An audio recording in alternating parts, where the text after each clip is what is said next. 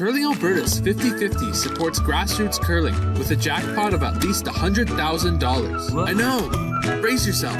Join us aged 18 plus in nurturing these future curling stars. Support grassroots curling with Curling Alberta. So you're a pizza person, but you're married to a wing person, and your kids are salad people? You can't pick your fam, but with over 50 menu items to choose from, you can make them all happy. Order today and enjoy Boston Pizza at home.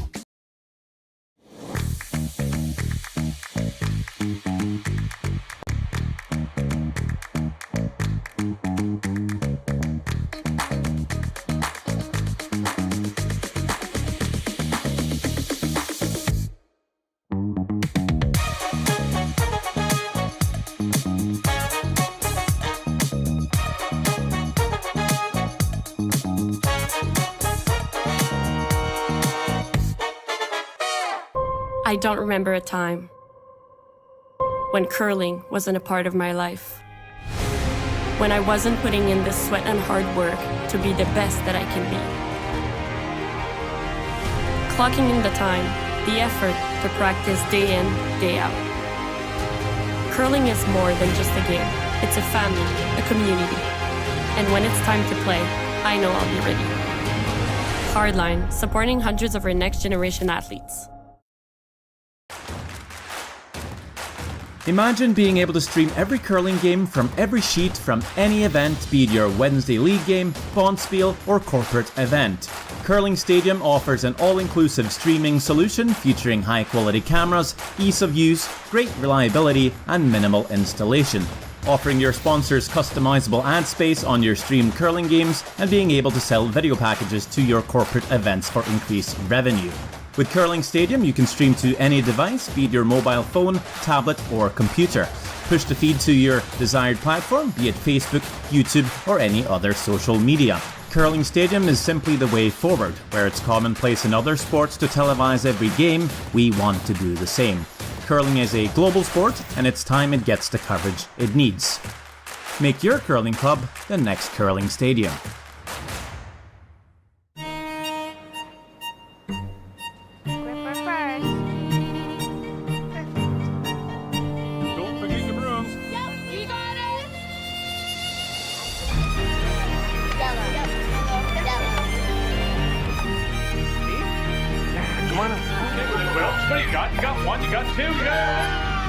Just one more throw, please. You make moments like these possible.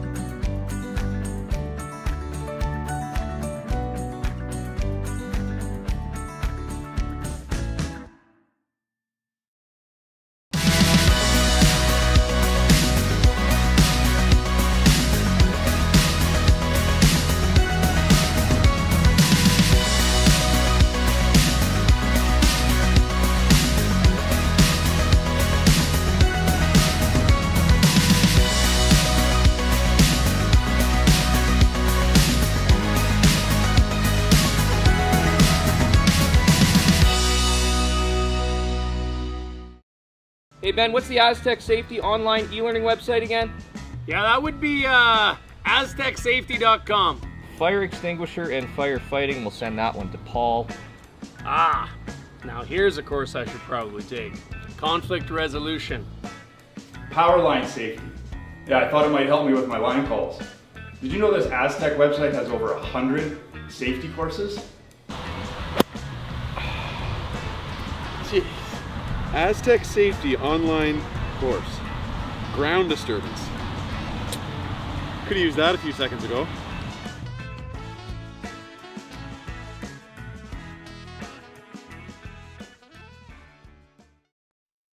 Handcrafted in Canada, Hardline's Ice Pad has revolutionized curling for over a decade.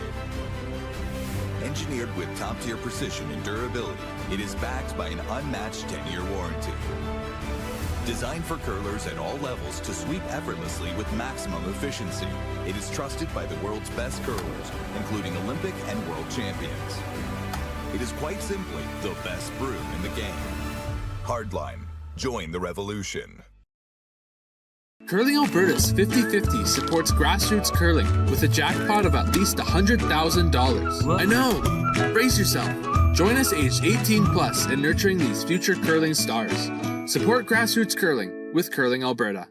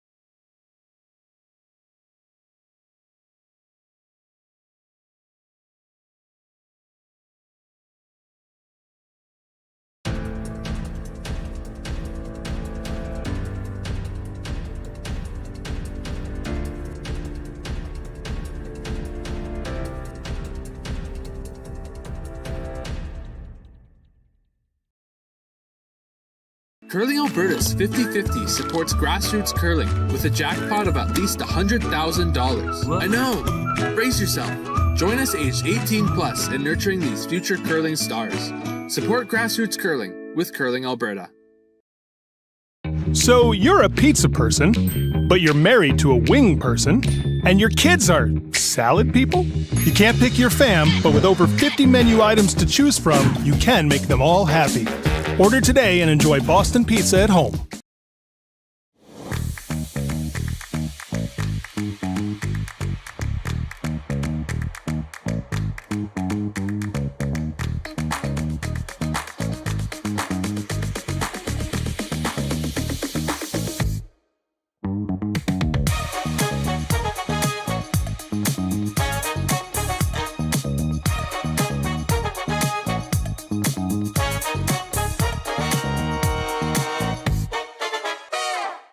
I don't remember a time when curling wasn't a part of my life.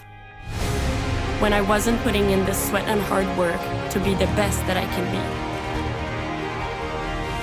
Clocking in the time, the effort to practice day in, day out. Curling is more than just a game. It's a family, a community. And when it's time to play, I know I'll be ready. Hardline, supporting hundreds of our next generation athletes.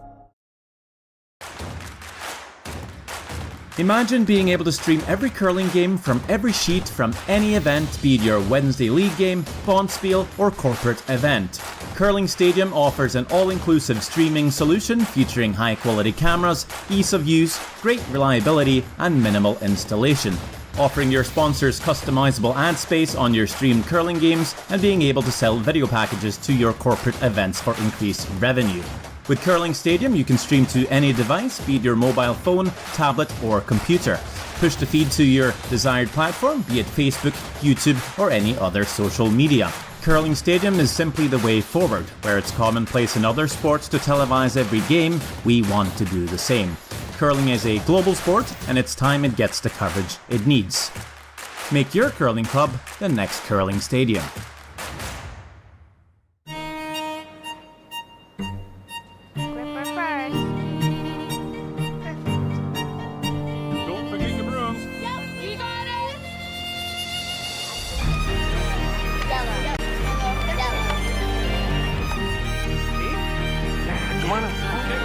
What do you got? You got one, you got two, you got... Just one more throw, please.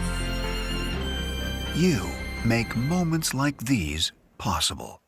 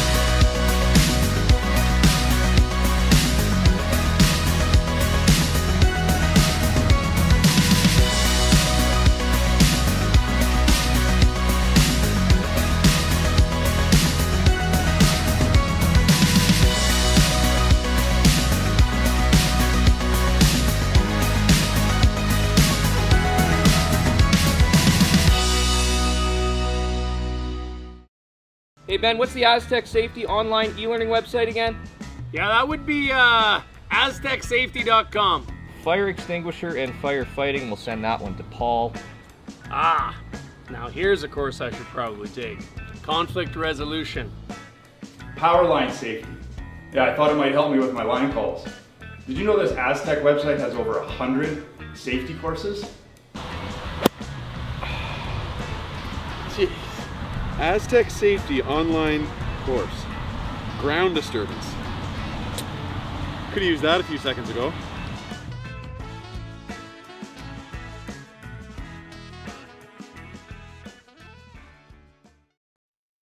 Handcrafted in Canada, Hardline's Ice Pad has revolutionized curling for over a decade.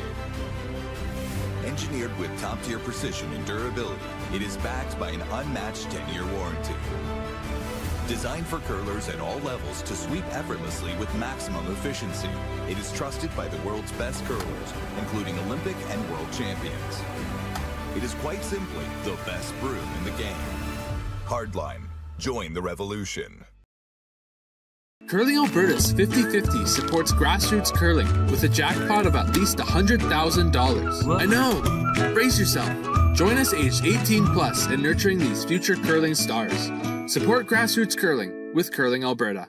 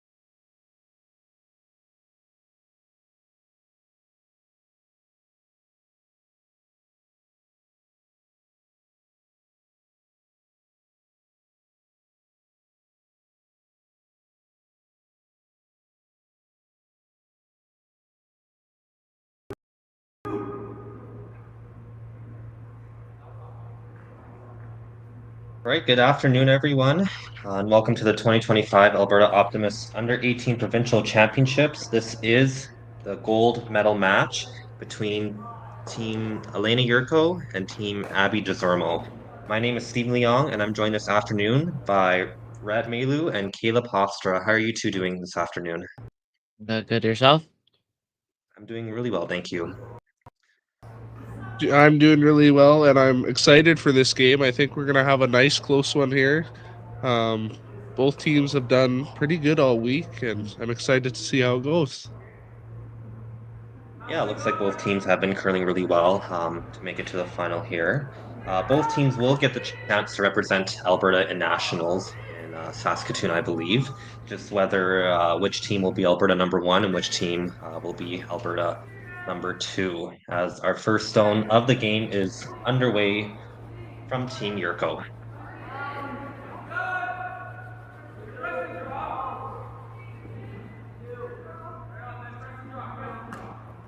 So as this game is getting underway, guys, what is your guys' mindset if you were to be both of these teams in a provincial final, knowing that the stakes are pretty high?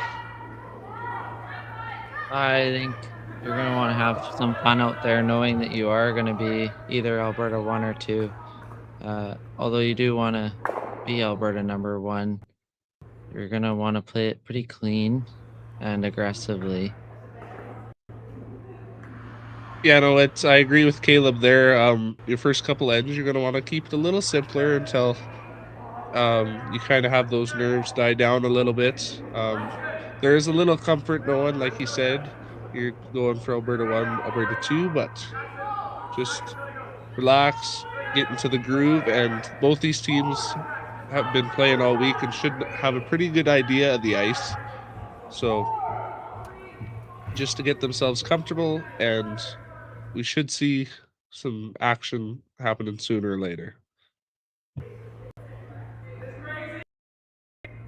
Yeah, for sure. I'm just going to go over both teams here. We'll start with Team Alena Yurko, who are throwing the Red Stones this afternoon.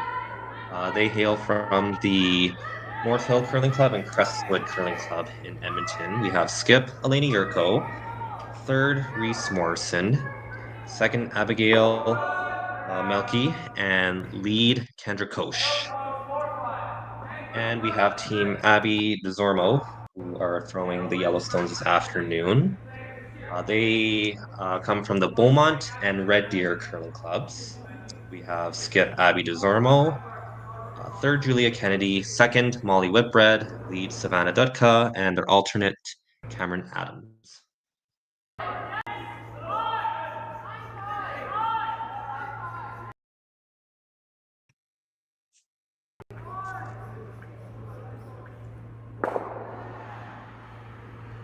So appearing it's going to be a pretty clean end here to start.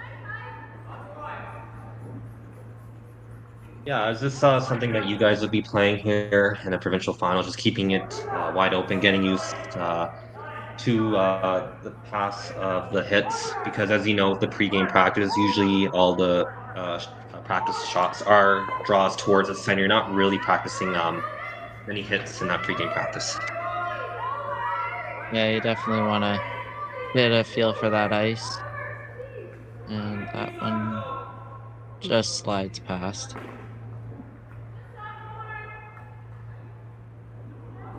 So early mistake here from Team Desormeau, meaning that Team Yurko can sit 2 early in the first end here without the hammer.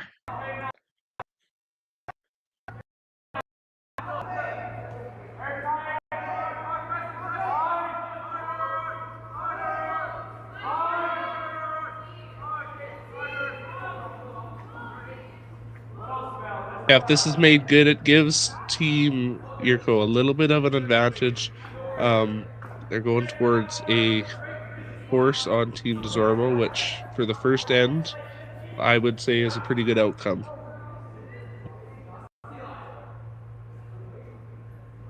Yeah, so for Team Desormeau, you know coming into the finals that you do have the hammer being the higher seed going into the finals here.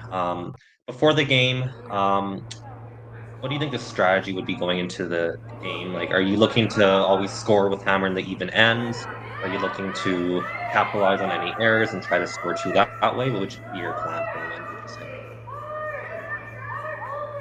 Well, both these teams being as good as they are, you want to make sure that you're not taking anything for advantage. You wanna have, like you said, the hammer and the evens and try and give yourself the best shot you can.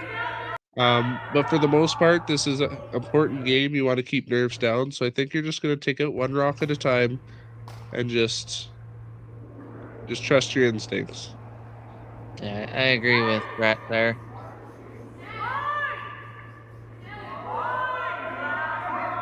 We see the intern attempt here, and it looks like they will get rid of the yellow, avoid the jam, but they will roll their shooter out. So it is still Team Yurko sitting shot stone back of the 4, but it looks like the blank will be back on the table here for Team Desormeau. Yeah, Yurko would have liked to keep that around to keep the force alive, but you know what? A blank in the first end isn't the end of the world. You have 7 other ends after that to get some points going. So I think both teams are happy right now. As we see the intern hit attempt here, and it looks like it will curl up to nose. So it is Team Desormeau sitting on the tee line, shot stone right now, late in the first end of play.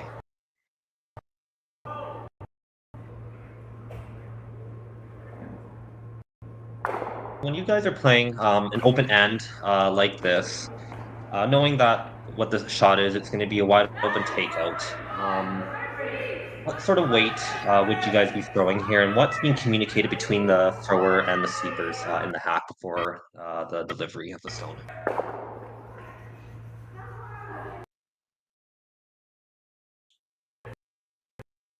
You're gonna want to throw probably like 10 seconds in 9.5 in that range. Gives your skip a good idea of what the ice is doing and how it's moving. And it also allows you to control that rock if you need to curl. Yeah, I agree with Caleb a little bit there. I know our team in particular would throw a little bit less weight, maybe closer to a 10 or an 11, but it's the same concept, trying to let your skip see the way the rock's running.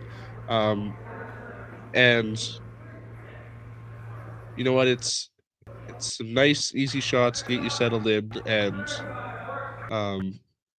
yeah. Yeah, for sure. And I think it comes down to each team and their weight selections. I know for myself, I like throwing that easy weight, control weight, I guess, depending on how you each team's terminology goes. That's usually 10 or 10.5 second weight. Just let the sweepers control the rock a little bit, but also give the skip an idea of what that path will do on that particular hit as well.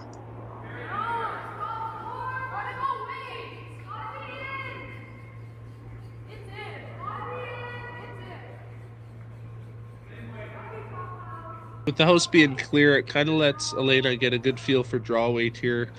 It's one of those things, as you're playing a clean end like this, you like to stick around to make sure your opponents are still hitting, but Alena's going to take that chance to put that T-line weight in her pocket and get a feel for that part of the ice.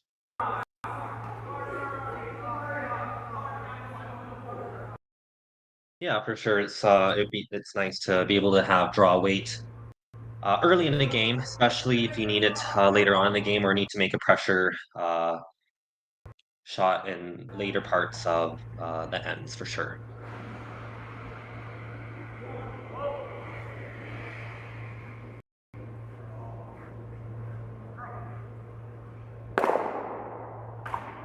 As we see the delivery, intern delivery here from Skip, Abby, Desormeau.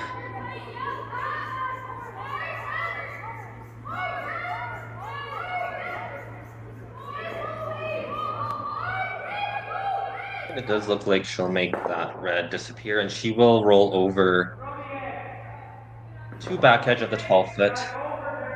It will be an out turn hit. looks like, for Team Yurko here in the first end. Looking to make the yellow disappear, but maybe looking to roll to a spot to make that blank opportunity a little bit more difficult for Team Desormeau.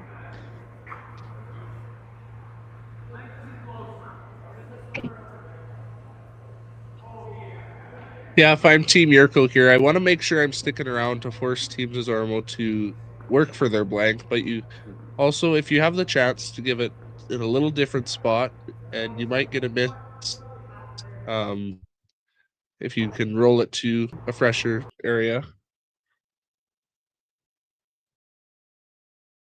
Yeah, for sure. The main goal is just to get rid of that yellow for sure. And if you can roll, like you mentioned, to a different spot, that's a little bit of a bonus as well. And it will roll away.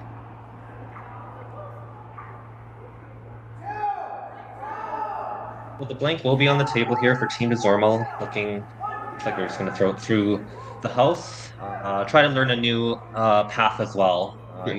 Usually when you have a wide open throw through here, you just don't want to throw it through. You want to be trying to learn as much about the ice as you can, because it might be important later down in the game. Maybe trying to remember, I did throw down this path and I do know how it curls, or if it's going to run a little bit straighter. So definitely every shot is important, even if it is throw through the house. Yeah.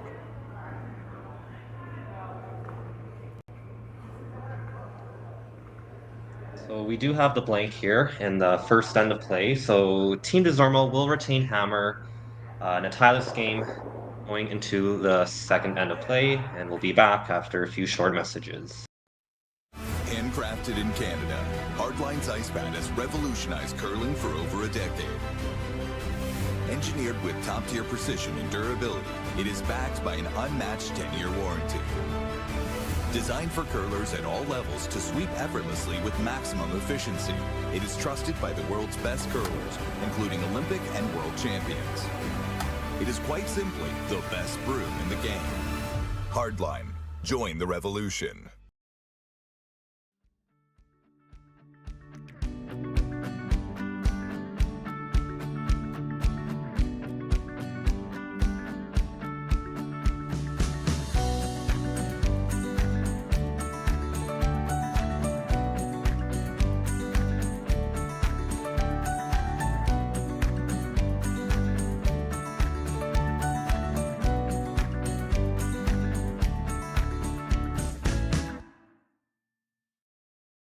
Curling Alberta's 50/50 supports grassroots curling with a jackpot of at least $100,000. I know! Brace yourself.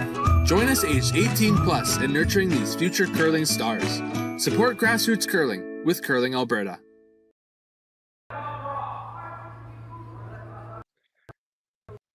All right, welcome back to the 2025 Alberta Optimist Under-18 Provincial Championships held here at the Leduc Curling Club in Leduc, Alberta. My name is Stephen Leong, and I'm joined this afternoon by Rhett Mallioux and Caleb Hofstra.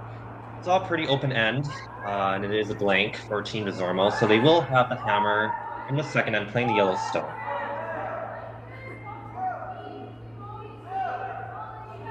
With that first center guard coming up, we can see that these teams are confident and ready to go.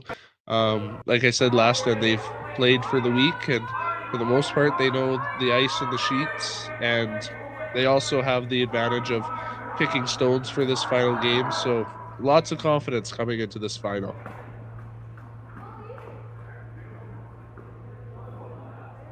Yeah, for sure. It does look like they want to maybe junk it up a little bit more now. Looks like Desormeau wanting to get there too, but Yurko also looking either for a force or a steal here in the second end of play. A little bit surprised though from Team Desormeau that they didn't put up a corner guard here. But with that red being a center guard, maybe they feel that they can maybe delay and put one in first, beat them in, and then maybe put up a delayed corner guard on their second shot at the end. It was a really good draw by Savannah Duca. You know, I was a little surprised too without the corner, but you know, I find that a lot of teams now with the 5-guard rule and a lot of the plays coming to the center. I know a lot of teams prefer to come under that center guard just to kind of beat the other team there. So I think it comes down to just preferences of teams, and you know what? They all have their own way to play, and it's one of the fun things about curling. There's not one and only right shot. There's a bunch of different shots you can play.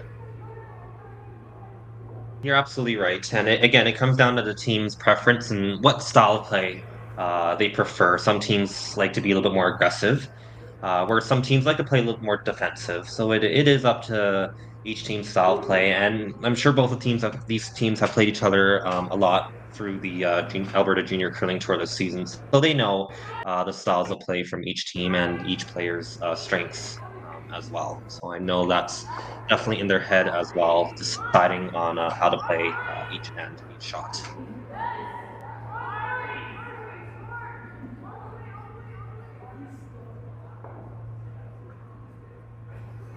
And that red rock will just clip that top 12 red stone and will sail by everything. So it is still Team Desormeau sitting on the button, shot stone with the hammer here early in the second end of play. A little bit of the update for the final over on the boys side. The Lushak team is forced to 1 after end number 1, and they're just starting off on their second end.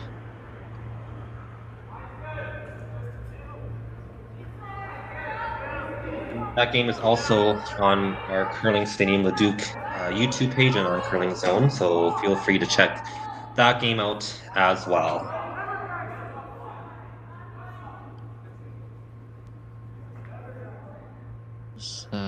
Rock looking a little hot.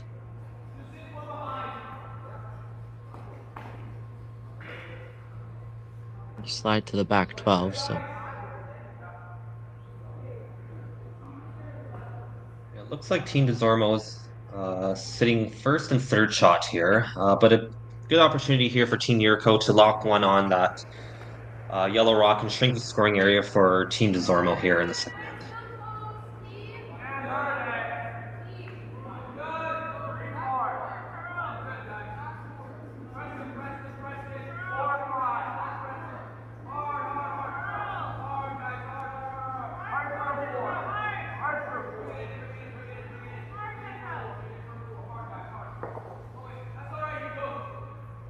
So it looks like that rock does chap off the yellow. So there's still Team Desormeau sitting shot stone, and Team Desormeau can ignore that red stone there and maybe draw one on top of their own yellow and sit 2 here.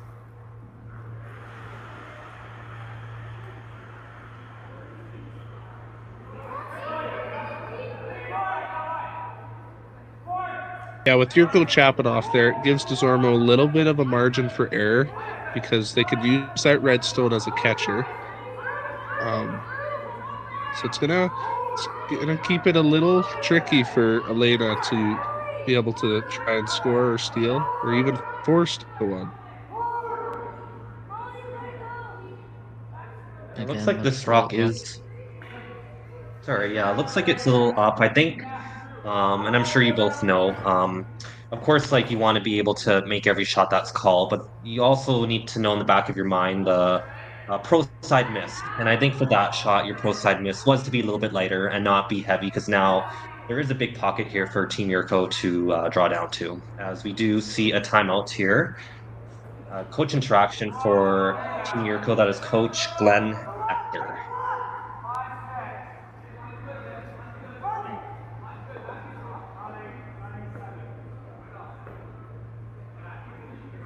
So what would you guys be playing here? What do you think? Or what do you think that Coach Glenn Ector there is discussing with the team? I think try to get into that, try to freeze on top of those 2 yellows and sit the button. It's really hard to get rid of your rock that way. Desormeau has they don't really have much to do after that. If you can sit right on the button, you're pretty much locked in for a possible stolen point. I'm kind of with Caleb there. Even if you give it a little bit of a nudge, it's still a catcher, and it's going to be hard for Team Desormeau to get in there for a point or to score a multiple. Yeah, for sure. And I know it's a little bit scary seeing that yellow is sitting two. But if you do end up blocking one in there, it would take 2 shots for Team Desormeau to get that red out of there. As we see the delivery of a stone run a little bit hot and will end up tapping the red all the way to the back 12. But it's still Team Desormeau sitting the two back edge of the button. And it looks like they will try themselves to lock one in that pocket. Or even if they come up a little bit late, as I just mentioned before, the pro side miss, and maybe to come up, maybe top 8, top 12, block that drop path for Team Yurko to get in there. Yeah, the miss is definitely light here. Just a tight guard is perfect for you if you're Desormeau.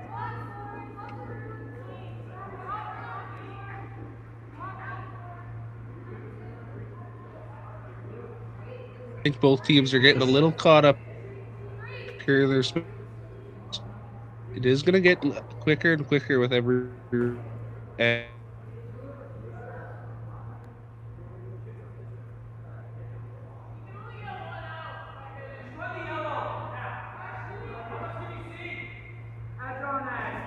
That's a great shot there, nonetheless, by Team Desormeau. So they are sitting 3 all around the button right now with the hammer in the second end. And it looks like Team Yurko here is opting for a normal weight hit is look like to be the call.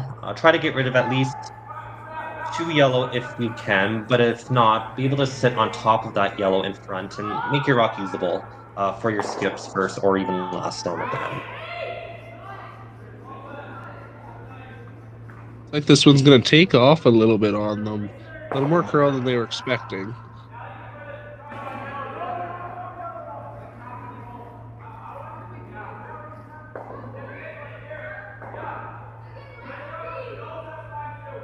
Yeah, a little bit of a miss there. You would have loved to just get rid of even one of the yellows, even if your shooter had rolled out there. Just get rid of one of those yellows, because now Team Desormeau can really put the pressure on Team Yurko here, as Team Yurko only has 2 stones left to go in this end.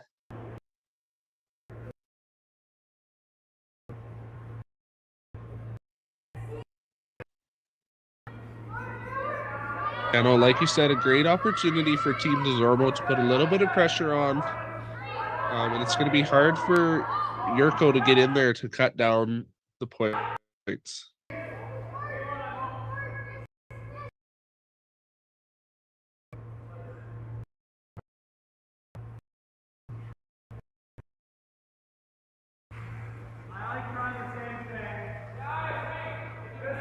It does look like Team Desormeau is sitting 4 with the hammer here in the second end of play. Would you guys have been drawing to that yellow, or would you guys have played maybe the guard, a tight guard there? The aggressive call would be to draw on top of that yellow with Desormeau, but I think definitely a guard would have been my call. I think either call works out for you. I'd probably lean towards drawing in there just to put that extra pressure on to the Yurko team. It's hard to get a lot of rocks moving here. You can see Alena's throwing quite a bit of weight to try and get them going, but we're definitely going to see some action here in the house. And they will get rid of a yellow and spin the other yellow into the 8-foot. So it is Team Desormeau only sitting shot rock now, but they are sitting 3rd and 4th shot. As we can see on the replay here, a lot of weight, a lot of rotation here. Yeah. Trying to get those rocks to get off the 4-foot, off the button. Yeah. And mission accomplished. And I think that's probably the best that you could have done there with the way those yellow rocks were lined up there for Team Desormeau. As we see a timeout here being called by Team Desormeau, and that is Coach Glenn Kennedy. So with Team Desormeau only seeing shot stone, the option is you could hit the red stone in the 4-foot there, but that does leave Team Yurko a draw on top of that yellow, and that would shrink the scoring area down. I'd almost be tempted here to maybe lob one on top of your yellow first. And then if you have the opportunity to hit that red out, you could score multiple here in the second end. What do you guys like here on Abby Desormeau's first shot here in the second end? I like hitting and rolling to either the center or away a little bit, leaving a chance to score a couple points here.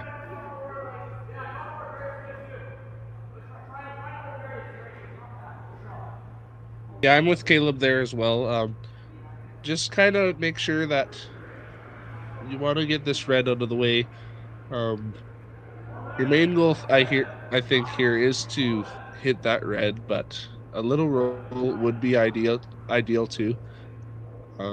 With those yellows that were just spread out, if you can get a roll towards the center, it makes it hard to remove a lot of yellow on Alena's next shot.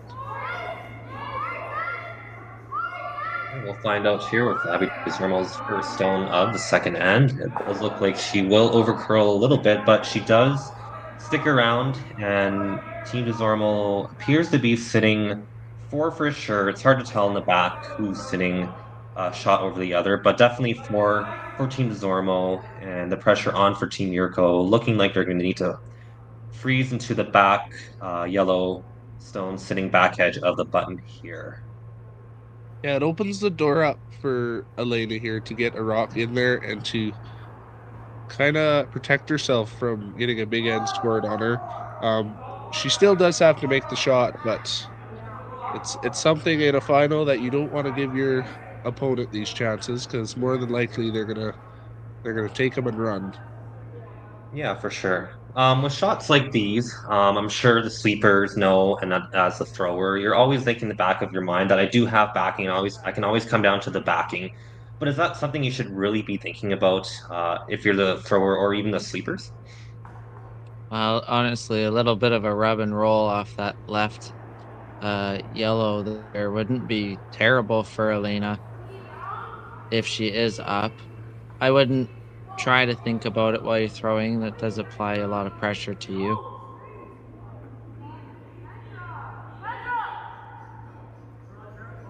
This one's gonna hang a little bit, being up and wait, but there it comes as Ken just curling it over. That's a good shot. And that's a really good shot there. A really good team shot there by Team Alena Yurko on her final stone. Really hard to tell who is shot stone right now around the button. It does appear that Team Desormeau is sitting the 1 still, but it is a tough red to remove without jamming on that back 8 stone there, as we see near the co-op sign on just to the right of it.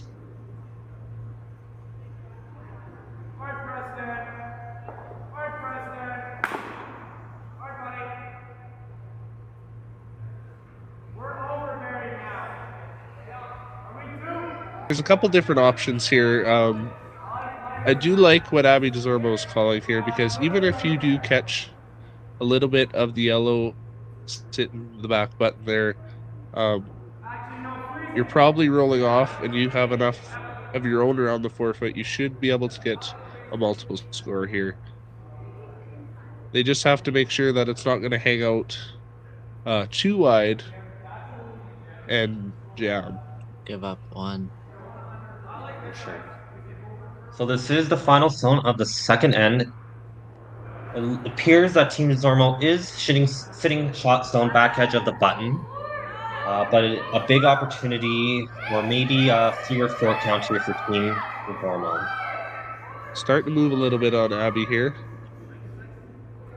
And it does overcurl on the red guard.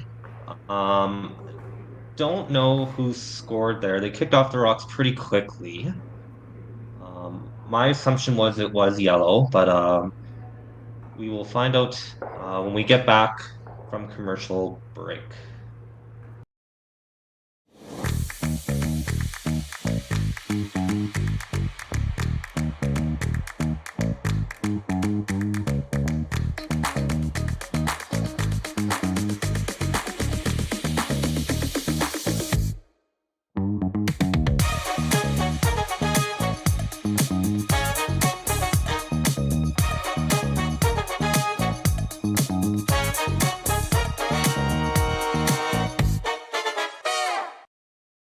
Ben, what's the Aztec Safety online e-learning website again?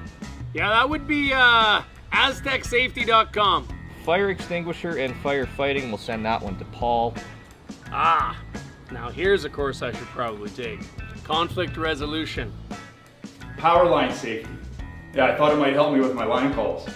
Did you know this Aztec website has over 100 safety courses? Jeez. Aztec Safety online course. Ground disturbance. Could have used that a few seconds ago.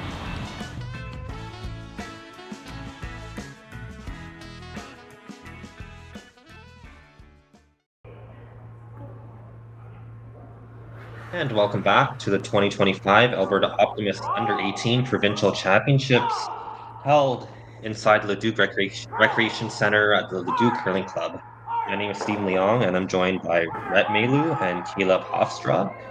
It does look like Team Desormeau scored their single point in the second end, so it is Team Desormeau up 1-0, but Team Yurko does have the hammer, playing the Redstones in the third end of play.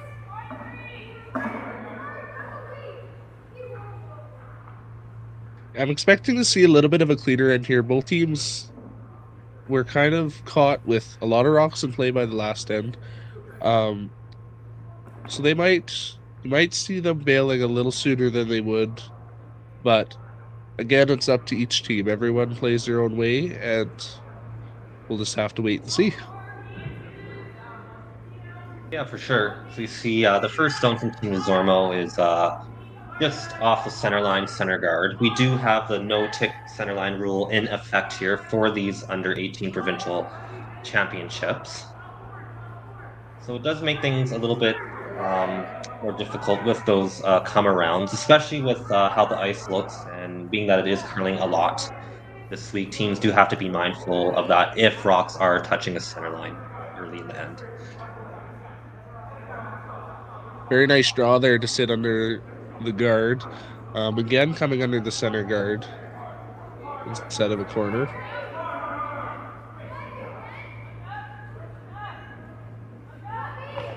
If your team, if your team Desormeau here, and looked like you were going to be scoring at least a 2, maybe even a 3, possibly even a 4, looked like the big end was brewing, you only get forced to 1 here.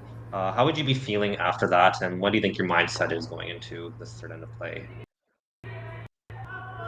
Well, you're a little disappointed because you had a really good end brewing, but you also have to look at the positives. You're 1 up, and you didn't give away a steal there, so you just kind of got to go into your next end and focus on how you're going to play it out. I'm sure in their little team meeting that they would have talked about their first couple of shots, and like I always like to tell the juniors I work with, it's 1 shot at a time. Yeah, I agree with Rhett. I think they definitely would have been a little disappointed that they could have got almost 5 there. But, I mean, you almost got 5. That's still a really good outcome. So try to go for a steal this end, and otherwise force them to 1 and get your hammer back in the 4th.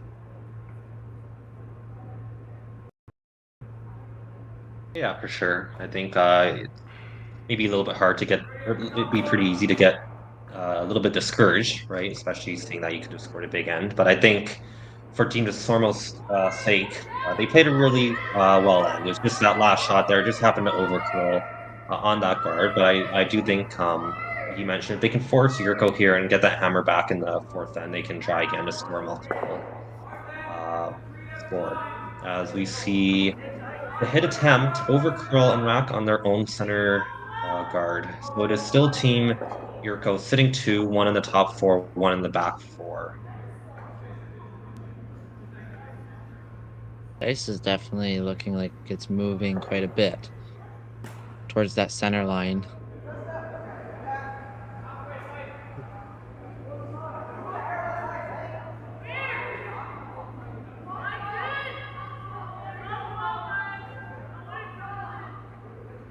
Looks like out-turn attempt.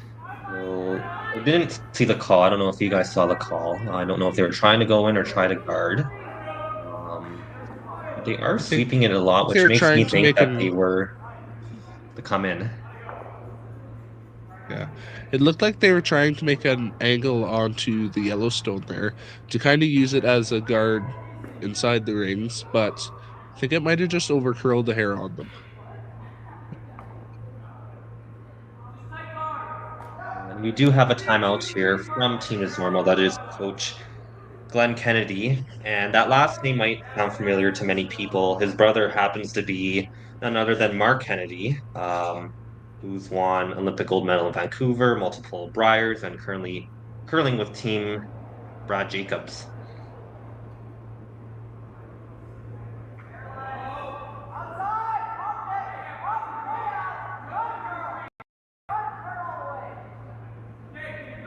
Glenn, too, has made quite a few appearances with Northwest Territories.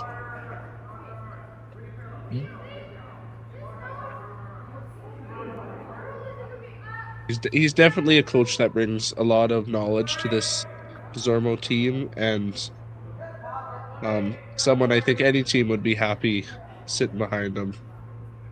Yeah, absolutely. I've been lucky enough to been coached through the junior program here at my home club, so I definitely know the experience that he brings, and I know those girls are very lucky to have Glenn as a coach for sure. As we see the O-turn attempt on the back four stone over curl, they'll end up actually picking out their own yellow stone.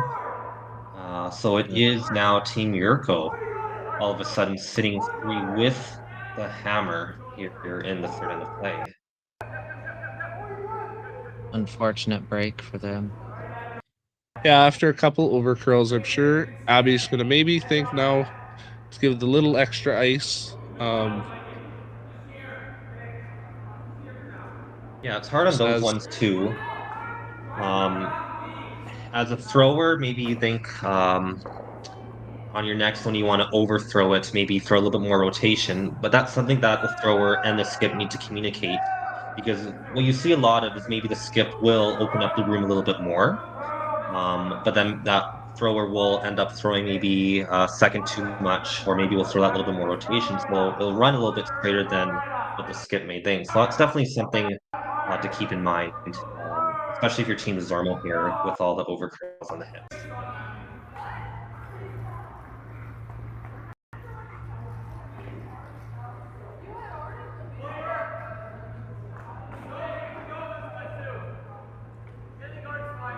Didn't see the call, but I'm assuming Abby's going to try and get rid of a few of these reds. Yeah, it looks like they're playing the in-turn here. I'm surprised they're not playing the out-turn, because they have been playing that out-turn down the center line, so they are changing turns here. As it looks like it will just catch that top red stone. Avoids the jam on the yellow on the side there. But it is Team Yurko sitting 3 stones all around the 4-foot with the hammer here in the third end. I'm with you. I'm a little confused at the turn they would have called, but they got rid of one, which is still a good thing. And of course, they would have liked to get rid of more, but just trying to cut down the Yurko stones.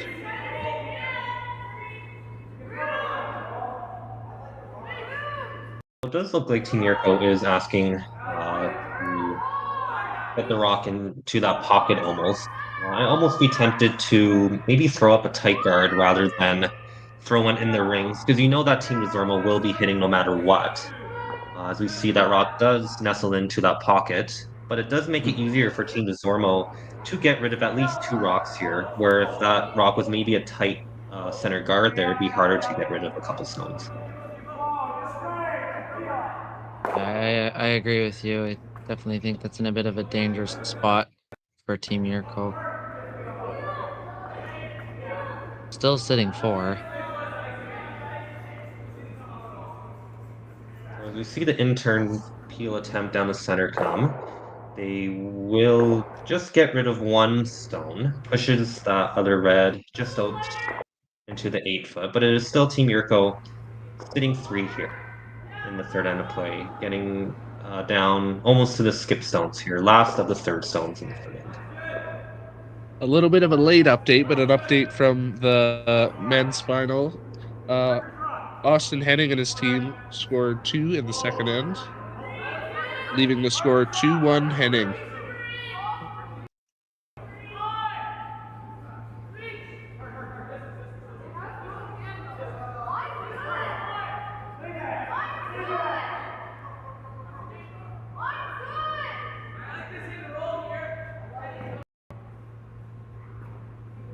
So at some point here, Abby and Team Desormeau are going to have to look and decide if they want to keep hitting or if they want to change gears and try to get one in there. They have to remember they don't have hammers, so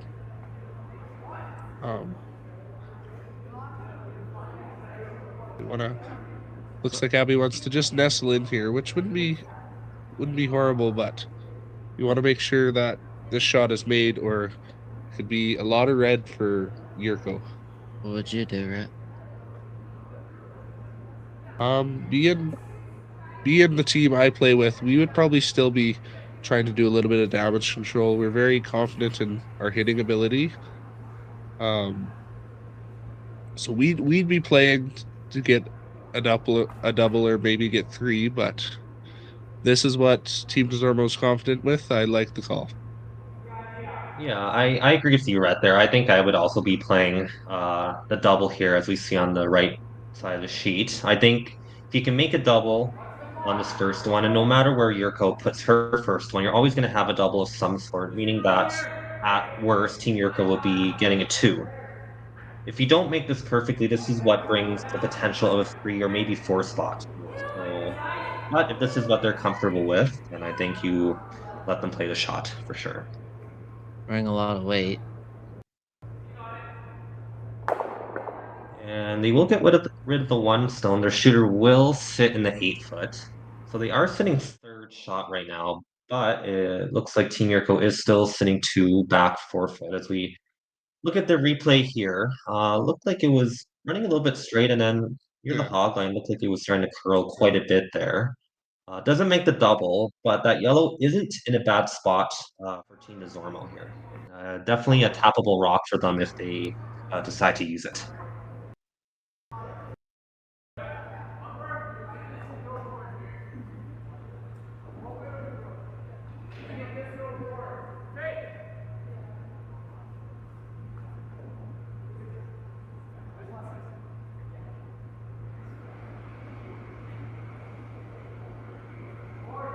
What would you guys be playing here if you're Team Alena Yurko here, sitting 2 right now with 2 to come? You want to apply a little bit of pressure to Team Desormeau. They've been kind of missing a little bit of the wrong way on their hits. Putting it top 4, out counting that left yellow. I'm with Caleb as well. You want to put pressure on here. You've seen a couple misses out of the team, so this is when you want to take your shot, and that one's going to come a little bit deep, which isn't ideal, but gives Desormeau a chance to freeze. Yeah, it does look like the pinhole is available for Team Desormeau here. Do you guys like playing this out-turn draw to the pin, or would you guys be tempted to maybe tap up that yellow as we see on the left side of the screen here? I would most likely play this shot that Abby has called. You have a little bit of room. You can bump, if you're a little bit up, you can bump that red back a little bit and still be frozen. So it's a good call. And also, like we've said earlier, during that 9-minute practice before the game, a lot of teams are throwing to the middle, so they have a lot of confidence in what this is going to do. And throughout the game, they would have been talking about speed. So I like the draw call as well. We'll find out here. This is Team Desormeau's last stone here in the 3rd end. Team Yurko is sitting 3, however. It does look like the stone is looking really good. If they can get by that top 12 stone, they do. And It's just a little bit heavy. They do end up chapping off and rolling open. So currently it is Team Yurko sitting shot stone back edge of the button, but an opportunity here for Team Yurko for the open hit and score potential 4 here in the third end of play.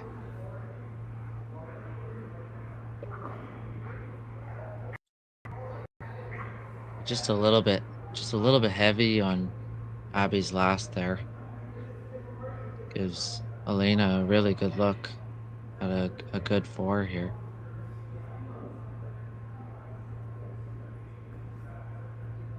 Still a lot of pressure on her last.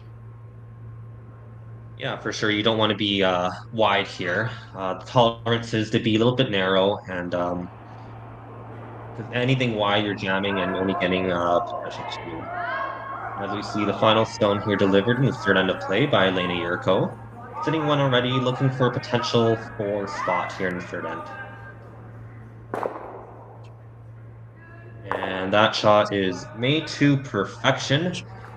Team Alena Yurko will score big 4 in the third end of play. Score is now 4-1, going into the fourth end of play. I don't remember a time when curling wasn't a part of my life. When I wasn't putting in the sweat and hard work to be the best that I can be. Clocking in the time, the effort to practice day in, day out. Curling is more than just a game. It's a family, a community. And when it's time to play, I know I'll be ready. Hardline, supporting hundreds of our next generation athletes.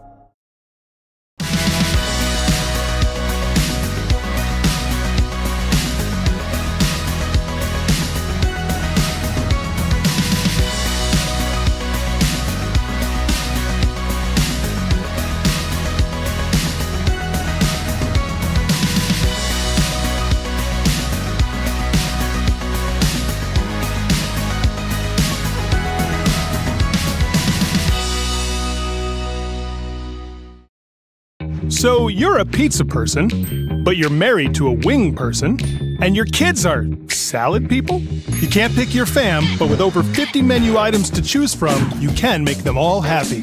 Order today and enjoy Boston pizza at home.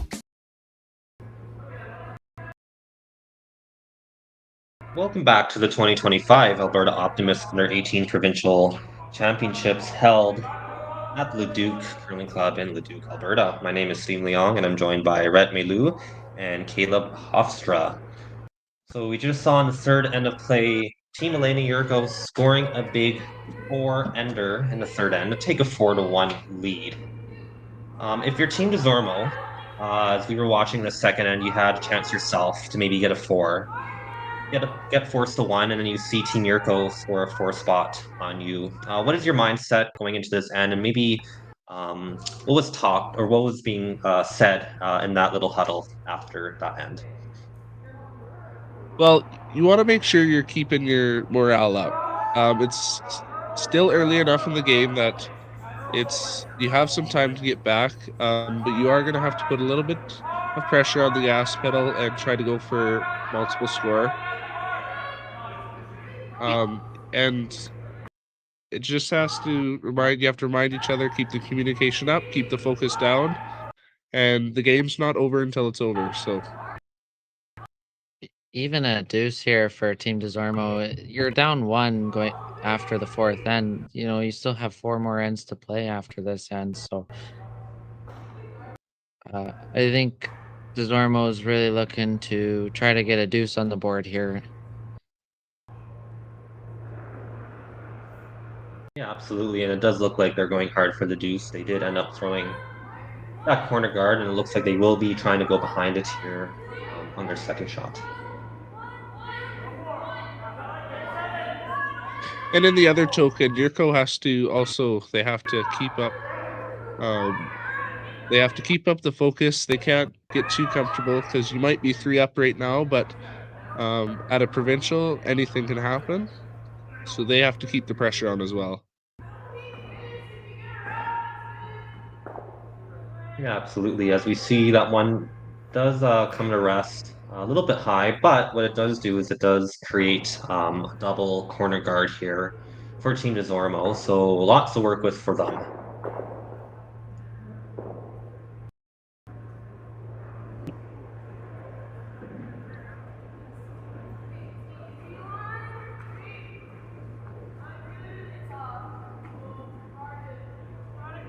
Looking for the tap back here. Yeah, it looks like they kind of want to change the angles. Sorry, it looks like they kind of want to change the angles because it is, even though it is your own 2 redstones, it is a stagger that Team Desormeau can loop around later on in the end, as we do see that redstone sail through the house. So there's still Team Yurko sitting 2, top 12 foot, and it looks like Team Desormeau will try to wrap around their double corner guards here.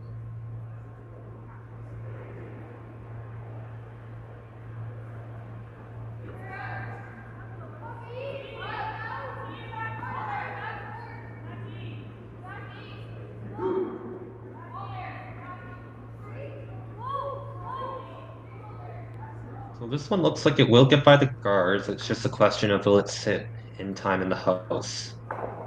As Alena is sweeping it through, and it will be a little bit too heavy. So maybe not the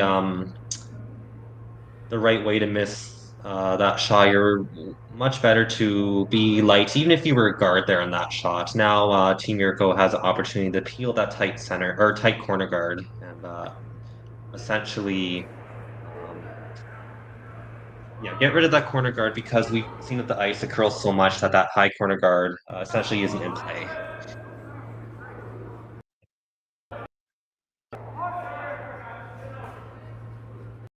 That's a good shot. Kind of opened with both teams throwing through. They kind of opened up a door for each other, but now it looks like we're just going to try and loop one under the corner and keep maybe a multiple score alive. Yeah, I wonder on your guys' opinion here if you would be tempted to almost play a hit off those reds and maybe roll under the corner yourself, or if you guys do like this out-turn draw. Even being that they have thrown down the same path a couple times now. It depends how you want to play it. If you want to be a little safer, the little bit of the hit and roll isn't a bad call. But as you said, they've already seen this path, so if they're confident with the draw, it's probably what I would go for. It looks like they do make the draw. At some point, you are going to want to open up that 4-foot scoring area. So a hit and roll for them wouldn't be terrible. So that stone does come to rest in the back 8. So it is Team Desormeau sitting shot stone right now, as it looks like Team Yurko will be attempting to peel the other corner guard here.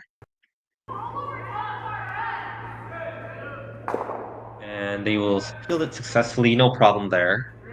So the front is all wide open, no guards in play now, as Team Desormeau will look to replace that corner guard there and protect shot stone that is sitting back of the 8.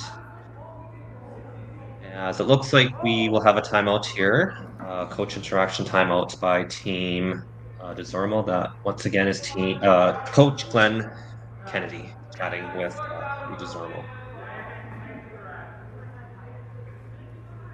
While this timeout is going on, it gives me a chance to give an update on the men's draw again. It looks like Leduc has just scored 2 in the third. They'll bring their score to 3-2, Leduc on the men's draw. A reminder that both girls teams in this game and both boys teams in the other game, all 4 of them will be going to Saskatoon for the 2025 Canadian Under-18 Curling Championships that is being held at the Nutana Curling Club from February 16th to 22nd.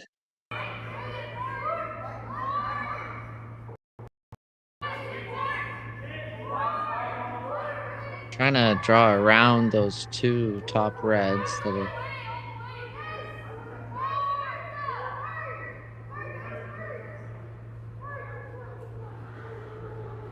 Doesn't have the weight for that.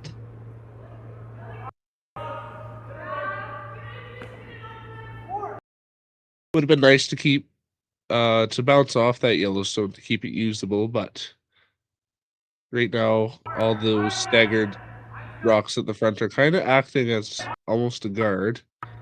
I think Alena's going to play it safe and maybe try to get rid of some of the yellow.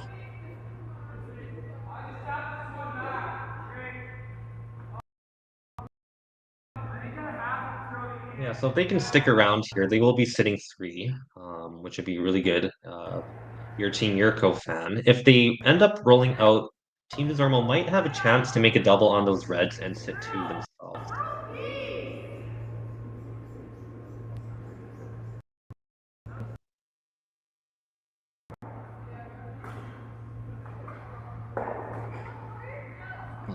Hit and roll out. Still a good shot, as you're still sitting 2.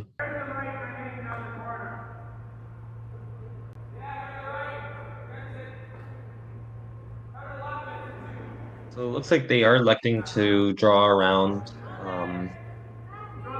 top 12 stones, as they are all sort of staggered right now and not easy to remove if they can bury perfectly around them. Being a little up.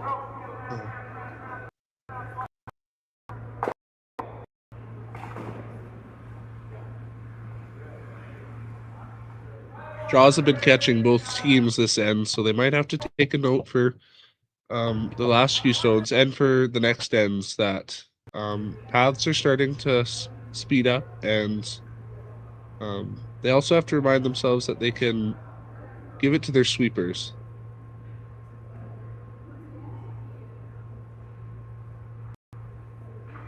So it looks like they're going to be trying to draw around the staggers. I'm wondering from you guys, both Rhett and Caleb, if you would be tempted to hit that top 12 yellow. I know that you're sitting 2 right now, but should you not make this draw at all, it does give an opportunity for Team Desormeau to maybe make a play on those 2 reds and potentially sit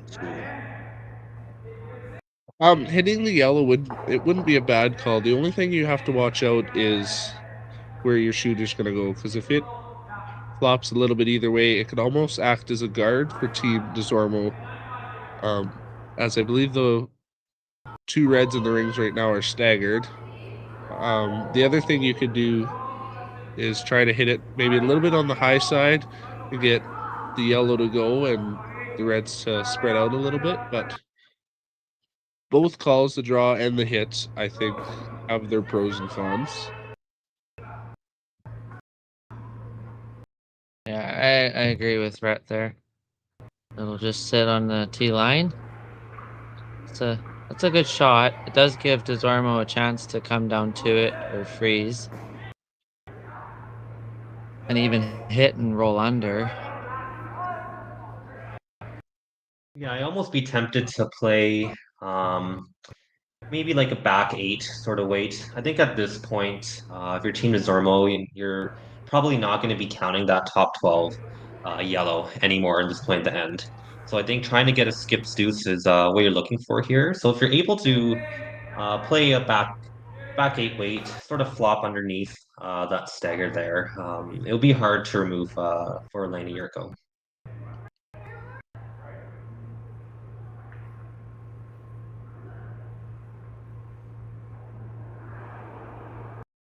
I have to agree with you there. I really like a back 8 or even a back 4 weight here. Rocks behind your own are almost as important as rocks in front.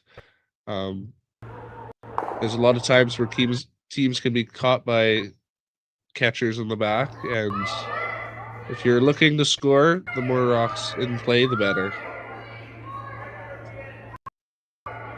It's looking a little tight. It's not a bad outcome. Yeah, so it does. They do end up wrecking on their own yellow. So it is Team Yurko still sitting 2, but what it does is it does open up both sides a little bit in a way. It looked like Yurko was calling for the hit on that top 12 stone, but a timeout has been called by Coach Glenn Ector. With them sitting 2 here, I'm almost tempted to ignore that top 12 yellow and maybe get one behind that yellow, sort of in front, maybe top 4, biting top 4 here.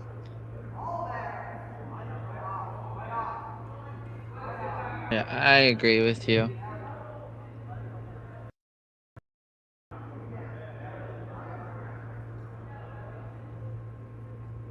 Yeah, it doesn't appear that there is an easy double right now for team Desormeau, with Yurko sitting first and second shot.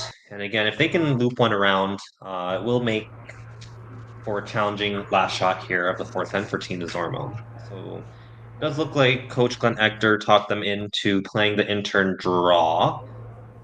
Behind that yellow, sort of Christmas tree, as we curlers like to call it, and make that run back pretty tough as well.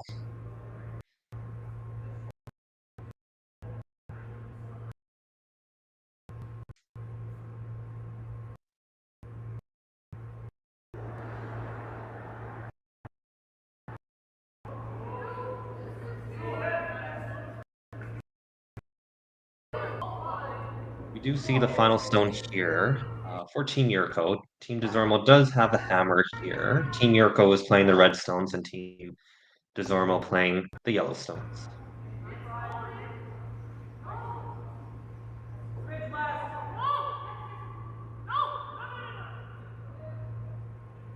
So it does look like they come up a little bit light, but they will end up guarding that yellow and guarding most of the shot stone in the forefoot there. But it does look like it is exposed a little bit, so I wouldn't be surprised if they play like maybe a back 8, maybe back 4 weight chaser. You don't need to move it too far if your team is normal here. So you don't want to get caught overthrowing it.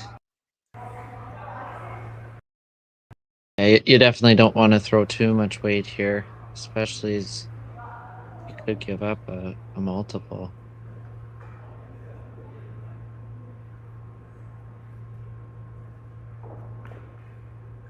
I like just back 4. Yeah, and it's the same shot they tried to play the shot before. So it's the same path for the most part, maybe a little bit more wider, but it should act the same here. So they should have a good feel on what it will do here. As we see the final stone in the fourth end, Team Desormeau down by 3 with the hammer, looking to score their single. And that rock will just get by the red guard there, and they will push out the red. And it looks like they will stick around. It will be 1 for Team Desormeau. That's a great team shot there. So the score after 4 ends of play is Team Yurko 4, Team Desormeau 2. Team Yurko will have the hammer as we come back from our 4th end break.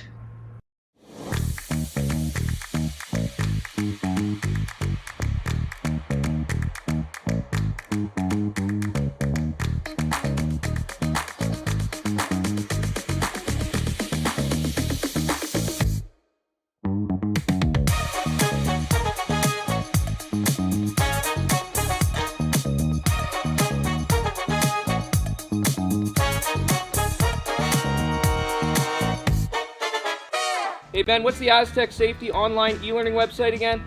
Yeah, that would be aztecsafety.com.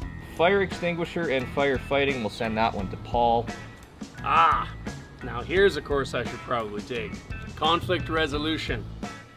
Power line safety. Yeah, I thought it might help me with my line calls. Did you know this Aztec website has over 100 safety courses?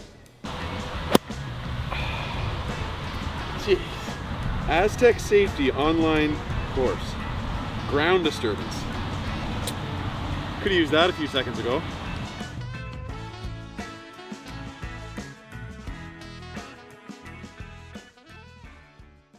For over 20 years, the Sandra Schmirler Foundation has granted more than $9 million to hospitals across Canada for life-saving equipment for premature and critically ill babies. In the past 4 years alone, $4 million has been granted thanks to the curling community's incredible generosity. The need continues year-round, and with your help, we can ensure every baby has the chance to grow up and become a champion, just like Sandra.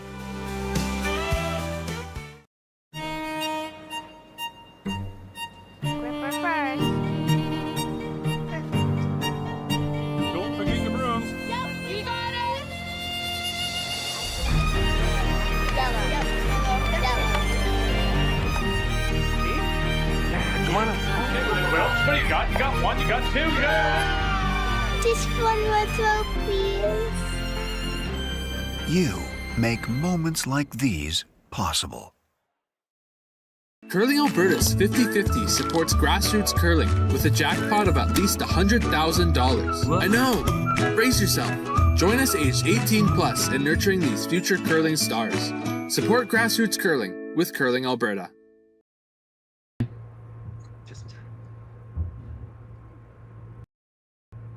Welcome back to the 2025 Alberta Optimist Under-18 Provincial Championships. My name is Stephen Leong, and I'm joined this afternoon by Rhett Mallioux and Caleb Hofstra.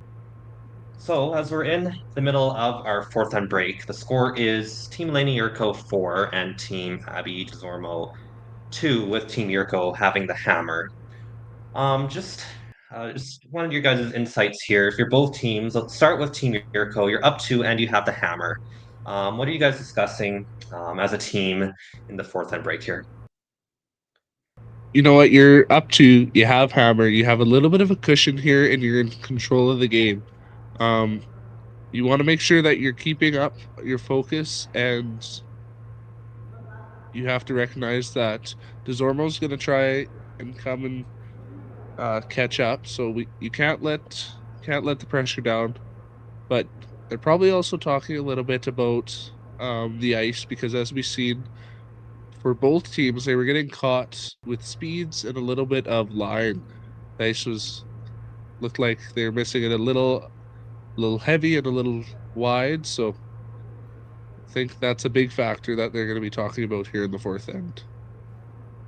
Yeah, you definitely want to stay confident. You're halfway through this game in the provincial final, and you know you want to stay confident in yourselves. You're doing great so far, and you know, just don't want to get in your heads too much.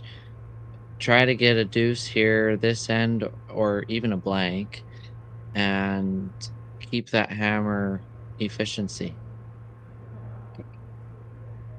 Yeah, absolutely. I'm sure they're discussing here. They don't want to get too complacent, and obviously that's pretty easy to do here, being that you're up 2, you're playing really well. There's only 4 ends left to play, but 4 ends is a lot of time for Team Desormeau to catch up here.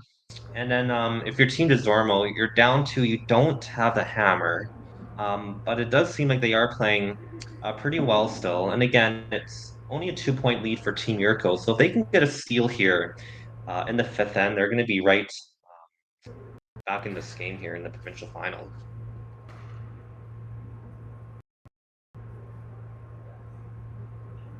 So both these teams ended the round robin with 5-2 records. Team Abby Desormeau started off the week with a win 7-1 over Kieran Roa before losing 6-4 to Sierra Wyatt, and they ended up racking up 4 straight wins: 6-4 against Darby McMillan, 7-3 against Alena Yurko, 8-5 over Shobin Mickerson, and 7-6 over Emma de Skiffert before losing 4-3 over Lila Cooey. And so they did end up going and making into the page 1 versus 2 game, where they ended up winning against Lila Cooey 8-6 to make it to this championship final. While Team Alena Yurko, also with a 5-2 record after round robin play, with they started off with 3 straight wins: 12-6 over Sierra Wyatt, 10-2 over Kieran Roa, and 6-3 over Shoban McPherson, before losing 7-3 over Abby Desormeau. They bounced back nicely with a 9-1 win over Darby McMillan, and then they end up losing 9-5 over Lila Cooey before coming back with a 7-2 win over Emma de Skiffert. So they ended up making it into the 3 versus 4 page playoff game, where they did end up beating Emma de Skiffert last night 5-3. And then this morning they played in the semifinals against Lila Cooey, winning 9-2. And so that's how they are here in the championship final. As we see the fifth end of play getting underway here, Team Desormeau throwing. It looked like the center line guard was the call, over curled a little bit. And it looks like Team Desormeau is electing to draw into the house, and they will get under that yellow stone right on the tee line there. Just sliding a little bit behind the tee line, but it is dead buried around that yellow. So it is Team Yurko sitting one early here in the fifth end of play.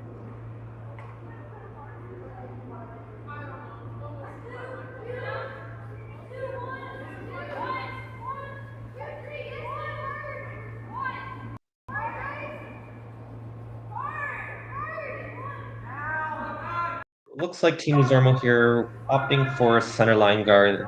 They are trying hard to get it over the hog line, and it looks like they will successfully do so.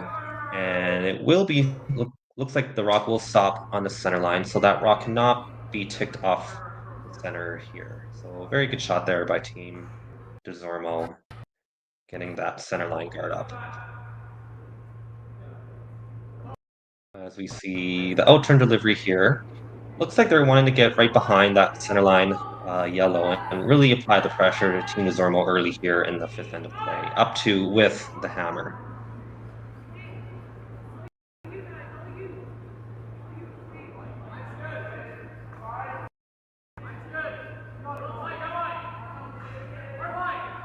This one, they are using that knifing technique, which we have seen a lot in the last couple years, as it will curl up beautifully, top edge of the button, over buried, as Team Yurko is sitting two here, coming into the middle part of the fifth end of play here.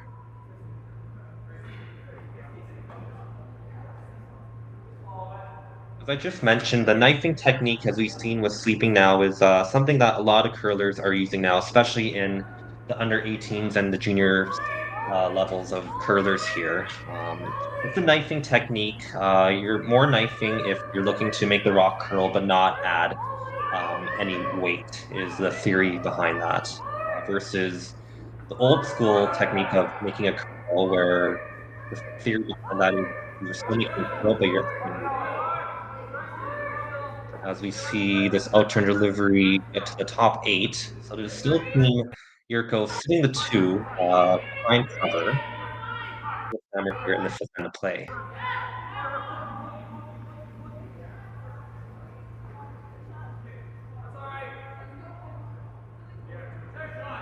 And we do have one other game happening right now. It is the boys championship final between Team Blue Shack and Team Hennig, and it is Team Blue Shack up 3-2, but Team Hennig does have the hammer in the fifth end of play. That game is also on Curling Stadium Leduc and Curling Zone's YouTube page, so feel free to check that game out as well.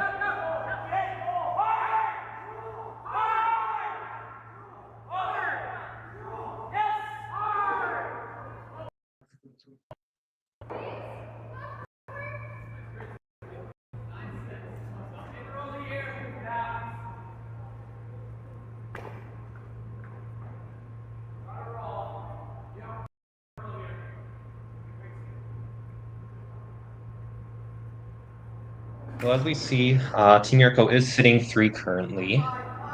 Looks like they're going to be trying to attempt to tap that red stone back. If you're Team Desormeau here, you kind of want to junk it up here. You're obviously looking for a steal of 1 here in the fifth end of play. So you're almost looking to freeze on that, but if you end up tapping it back a couple feet, that isn't the worst result either, because if you're Team Desormeau, you're 1.5 stones behind the tee line, great potential jam opportunities for your yellow to jam onto the back reds.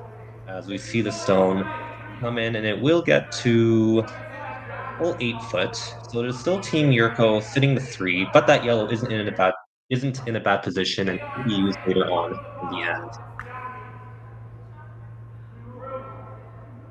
So lots of rocks in play, maybe something that Team Yurko didn't want to see, but it is working out for them as they are sitting the 3 around the 4 foot right now.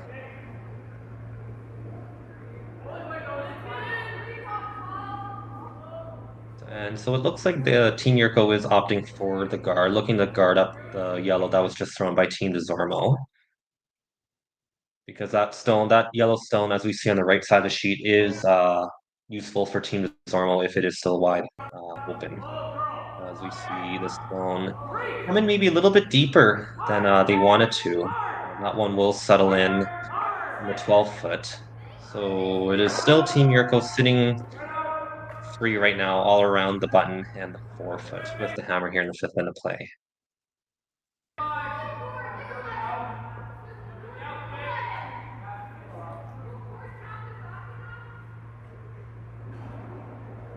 Yeah, at this time of the end, it might be ideal for Abby to start moving around some stones and giving herself a little bit of room, as the scoring area isn't the biggest right now. A lot of red in the 4-foot area.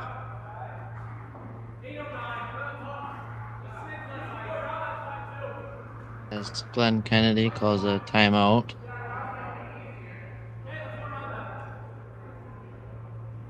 Would you guys be playing here as Glenn Kennedy's talking to Abby Desormeau here? Well, there's a couple options. Like you could tap that red onto the yellow to move it back to sit your 1. I think that the main idea is Desormeau wants to make that scoring area a little bigger. Right now it's dominated by those red stones, and it's going to make it hard for them to gain points. And being down without, they need some points to stay in the game.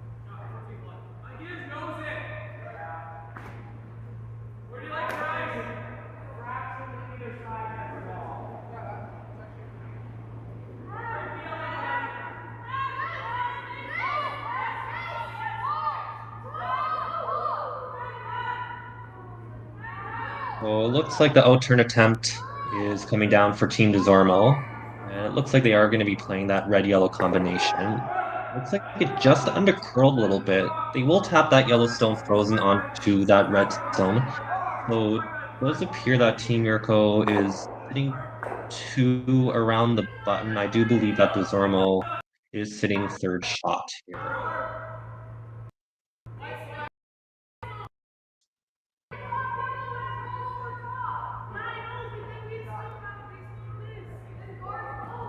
Not a bad shot there by Team Desormeau. It will be hard to remove that yellow if you're Team Yurko, as we do see a timeout called here by Coach Glenn Ector.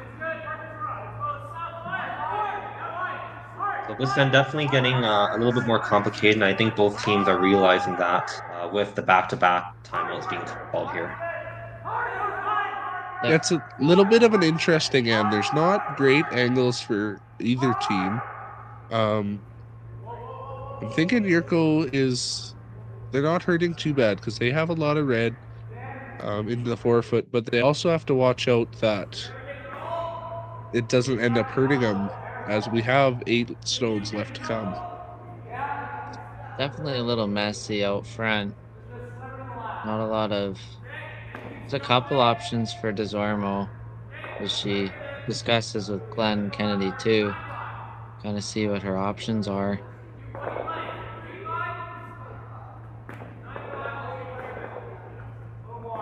What would you do, Rhett, if you're Yurko? I still think I'm going to try and move around those reds in the 4-foot. There's not a lot of room for Desormeau, but there's also, it's kind of tricky to keep them from scoring, as they have a lot of backing with your stones. I kind of like what Alena has called here to kind of bump and roll in. It unlocks the red from the yellow and gives you a chance to maybe get rid of that yellow closer to the end of the end and set up a big score.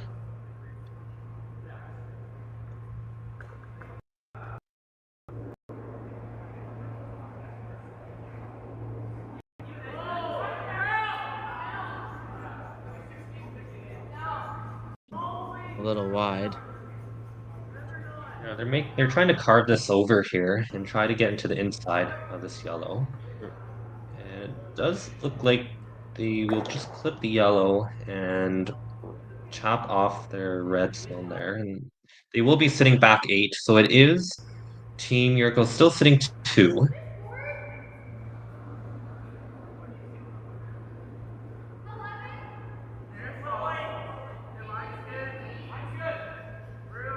Looks like Desormeau's lining up the red, yellow, red combination here.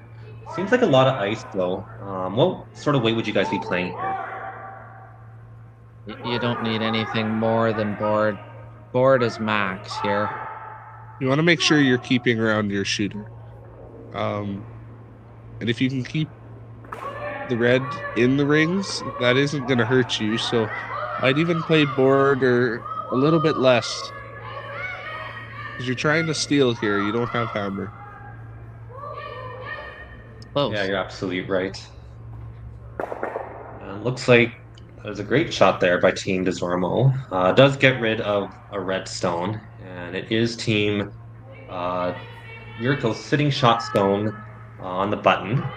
But it does look like that yellow can be removed out of play, and it, with the way the ice curls, pretty confident that this will curl up past that center line guard and over curl a little bit to be able to punch that yellow through the hole there.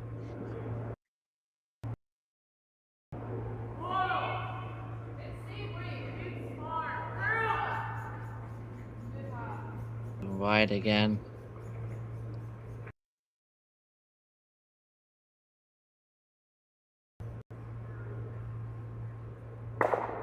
So this one will be why they will end up nosing their red stone.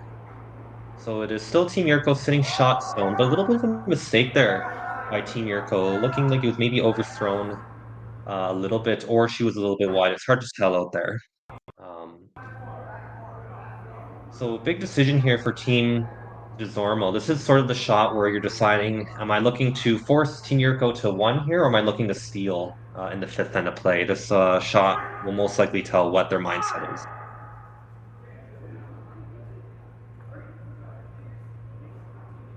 I think you're gonna, if you're Abby here, you definitely probably want to tap your yellow up a bit to make sure it looks close. Who's second shot? To make sure that you are second shot. Giving up one here isn't the end of the world. That ice suggests otherwise, though. I think Abby's big goal here is you want to set up for a steal. Being the fifth end already, I wouldn't want to give Yurko another point and to give them an extra, give them any extra of a lead. So you're just trying to set up to have the best chance you can at a steal.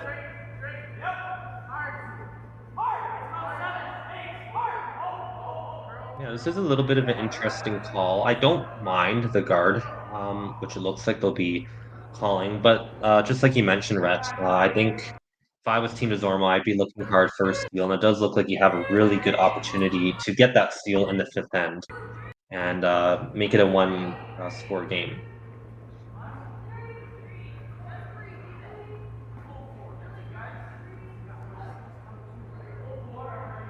It looks like it might over curl. So this rock will stop just shy of the house. Actually, it will just bite the top of the 12, but it does over curl a little bit. So it is still Team Yurko sitting shot stone here on the button. It does appear that Team Desormeau is sitting second shot in the top 4 foot. It's still a really good shot. It is very good, but it is a lonely yellow in that 4 foot there right now. But there doesn't appear to be an easy way to get rid of that yellow anymore with where that yellow stone stopped. Yeah, I was just going to say that it is a lonely yellow, but at least for Team Desormeau, the angles aren't favoring Team Yurko. It's going to be hard to get that yellow out of there. So Alena's going to have to try and find a way to keep Desormeau from their steal.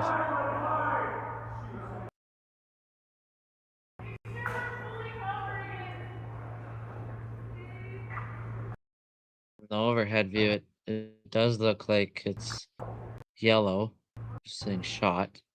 Second shot. Second shot, sorry.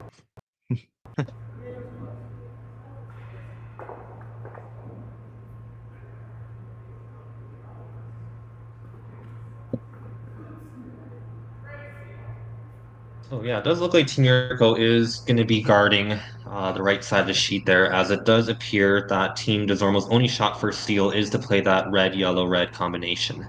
So it looks like they will be guarding up that red as we see the far red on the right side of the sheet.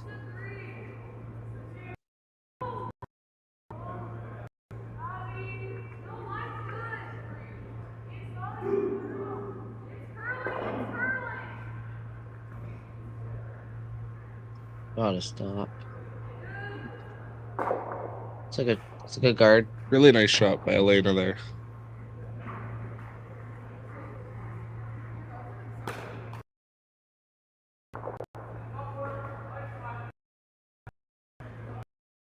Yeah, very interesting situation here. That rock just stopped in time, so that red, yellow, red combination that I mentioned earlier doesn't appear to be there anymore.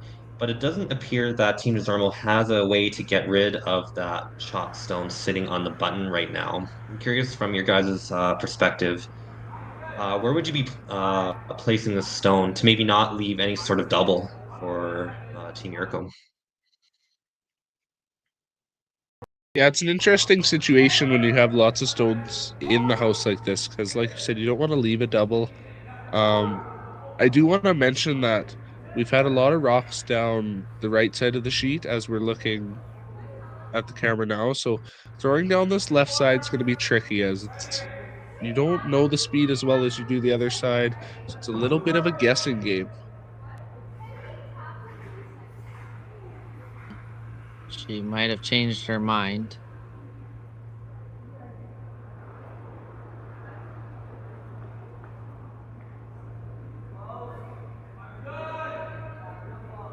What would you do? I think I like her original call coming down to the shot red stone just to prevent Yurko from scoring a multiple.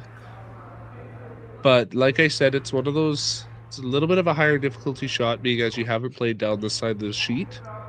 So it's something that she's going to have to talk with her sweepers about, and it's going to have to be really well managed as it comes down. Yeah, the one thing we don't want to do is leave any sort of shot for Team Yurko to score more than one here, as it right now doesn't appear that that Yellowstone will be going anywhere, as there's no easy run opportunities for Team Yurko. It appears it's coming up light.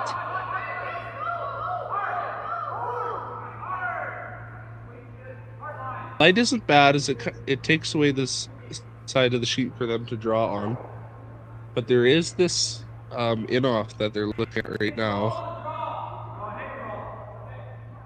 I don't think you can ever hurt yourself by trying it. It's a very precise shot. Yeah, I agree. I don't think you can ever hurt yourself, because if you do slide just under that top 3 yellow, the way you hit that red, it looks like it will jam into the red right beside it. And that red stone right now will still be biting the button. So I don't think there is any harm playing the shot here. I think you have your one in your back pocket already, and if you try for 2, and if you don't, you get your 1 and you're happy. Especially the way this end shaped up with all these rocks in play. I think personally I would be trying this, yeah, because I agree with you, both of you. You can't hurt yourself with this shot.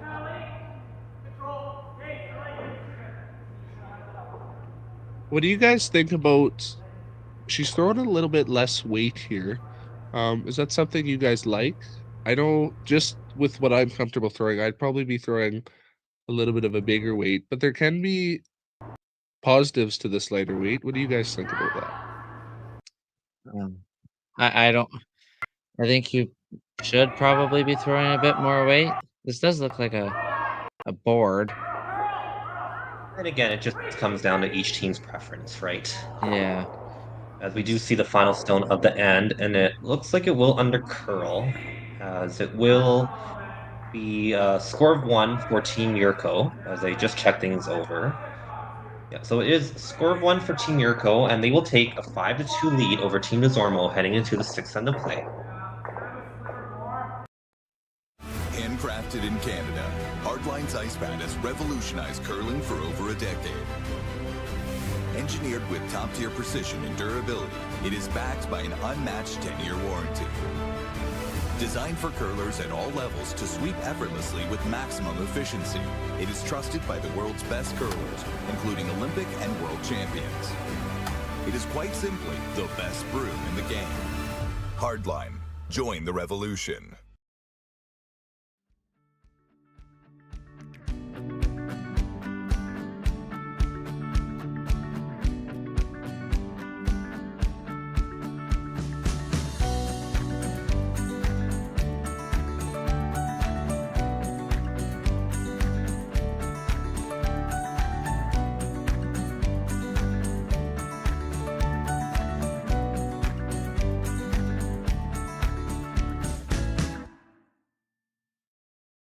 Curling Alberta's 50/50 supports grassroots curling with a jackpot of at least $100,000. I know!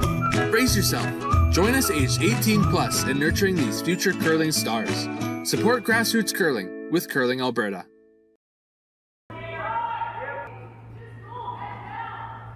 Welcome back to the 2025 Alberta Optimist Under 18 Provincial Championships held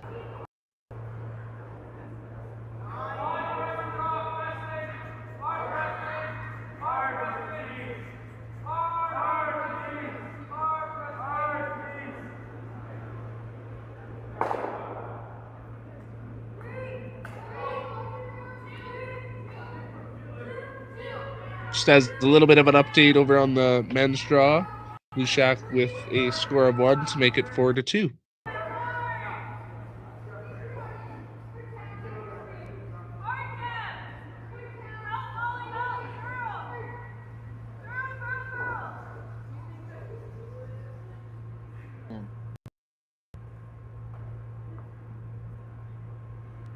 Corner guard goes up from Team Desormeau.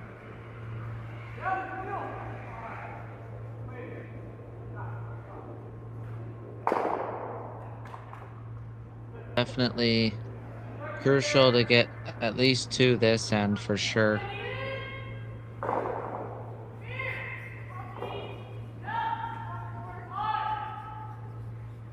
Yeah, be in the 6th then. If you're Desormeau, you want to make sure you're scoring a couple points here. You're starting to run out of ends, so blanks or even a score of 1 wouldn't be ideal. The game isn't fully ran away on them quite yet. They're only down 3.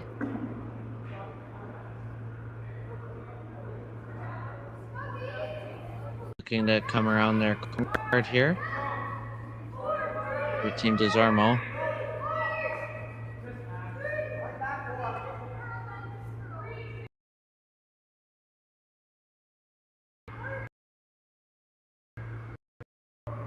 Just come up a little light.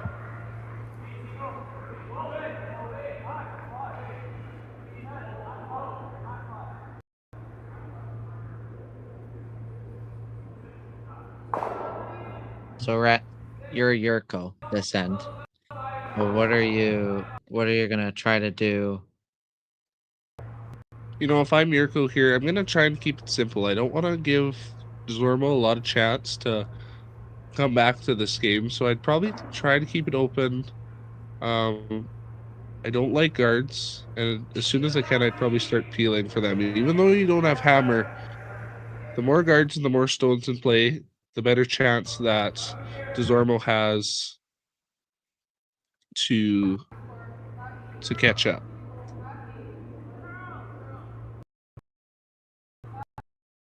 A little bit heavy here. We'll just sneak past the corner guard. So we saw this in the 4th end. Both teams were getting caught with it running a little straight and a little bit quicker than going the other way. So I wonder if they'll be using their knowledge to just finesse onto going to the home end. Yeah, one thing I always wonder, and I'm sure you guys know just as well, is later on in the games, a lot of teams talk about that slide path and maybe it fudging up a little bit. When do you guys tend to notice that starting to happen? Well, probably the 5th end, if not this end right now, here in the 6th. That ice is starting to change a little bit, and you do have to adapt with the ice changing. Otherwise, it'll catch you for sure. It also all depends in where you're playing. Like, you go somewhere like the Saville, and their ice holds up a little bit better than, say, here in Leduc. I find here in Leduc that the slide path really starts wearing down around the 6th or 7th end. So when our team plays here, we just keep a note, and the 5th, 6th, 7th end, our team comes together and just talks about it, and we're always talking about the different ice. Yeah, absolutely. And you have to remember that each team does start with that 9-minute pregame practice.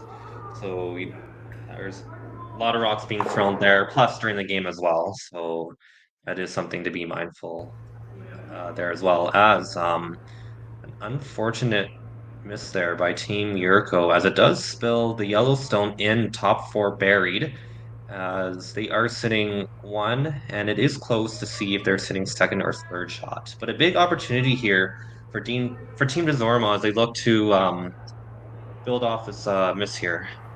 Without a doubt.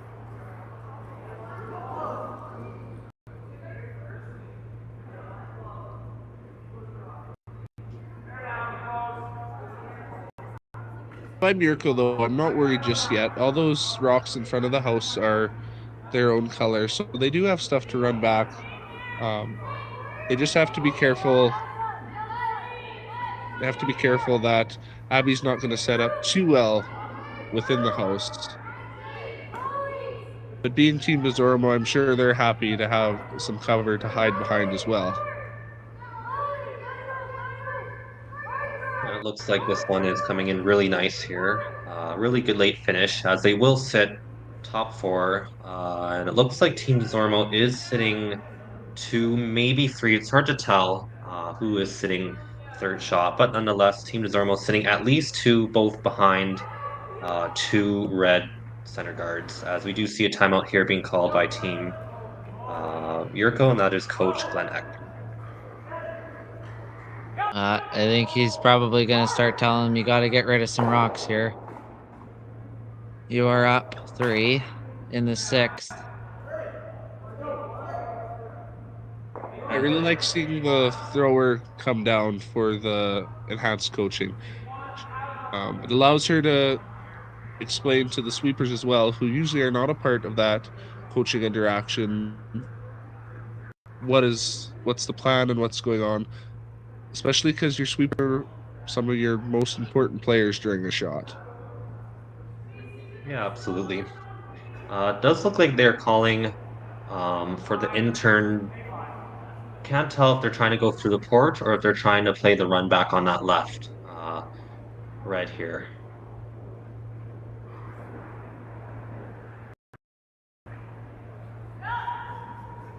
I think they're trying to run back.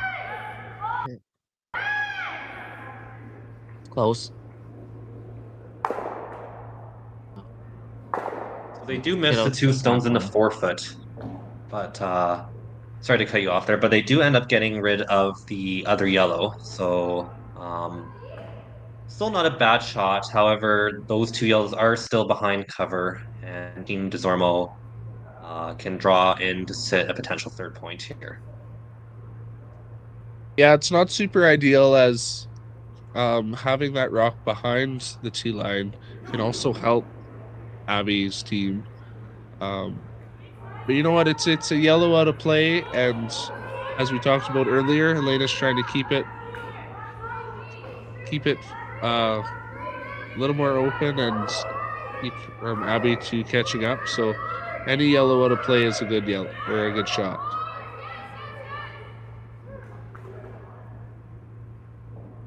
It does look like this one ran a little bit hot and does chap off. So Team Desormeau is still sitting 2, it looks like. But it does open the door here for Team Yurko if they want to hit off that side yellow. But it looks like they're going to opt for the run back on the center red. I really like it because even if you straight peel, you're opening up that center line and giving yourself more shot. It looks like it's going to overcurl on them again. It's still a really good shot. Opens it up a bit. Yeah, that's still a really good shot. As we see here on the replay. Big set there by Team Yurko. It does overcurl slightly at the end. However, they do get rid of one of the yellows. So it looks a little bit better if you're Team Yurko. However, that guard is still sitting on the center line, meaning that Team Desormeau can play the draw again behind and split 2.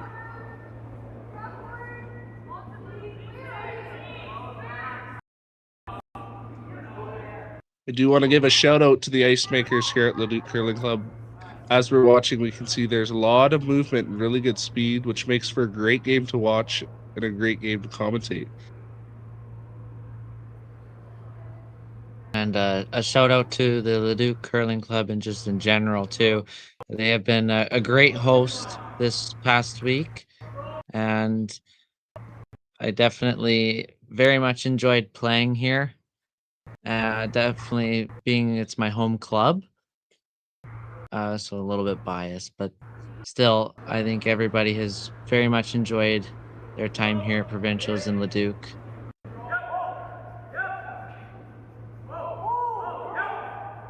So we see there, Team Desormeau Stone does go a little bit deep. They are sitting 2, however, it does give an out for Team Yurko to come down and freeze on that back yellow and stick shot stone.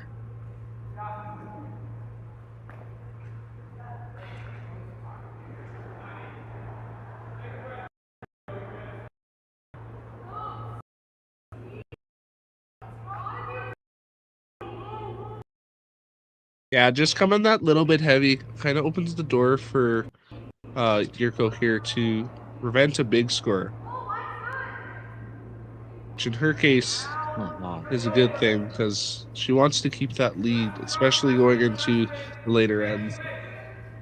Absolutely. As we see the intern freeze attempt work out beautifully. They do tap that stone maybe half a foot, but it is a really good shot there and a great pressure shot from Team Yurko as we do see a timeout being called here by Glenn Kennedy. So Glenn Kennedy will be talking to Team Desormeau here as they have 2 stones remaining, and they do have the hammer here playing the yellow stones in the 6th end. While we're waiting for the timeout, I'd like to give another update on the men's draw. Is a blank and 6 to leave Lushak still leading 4-2. I think they have agreed, or Glenn has talked with Abby, possibly the in-off?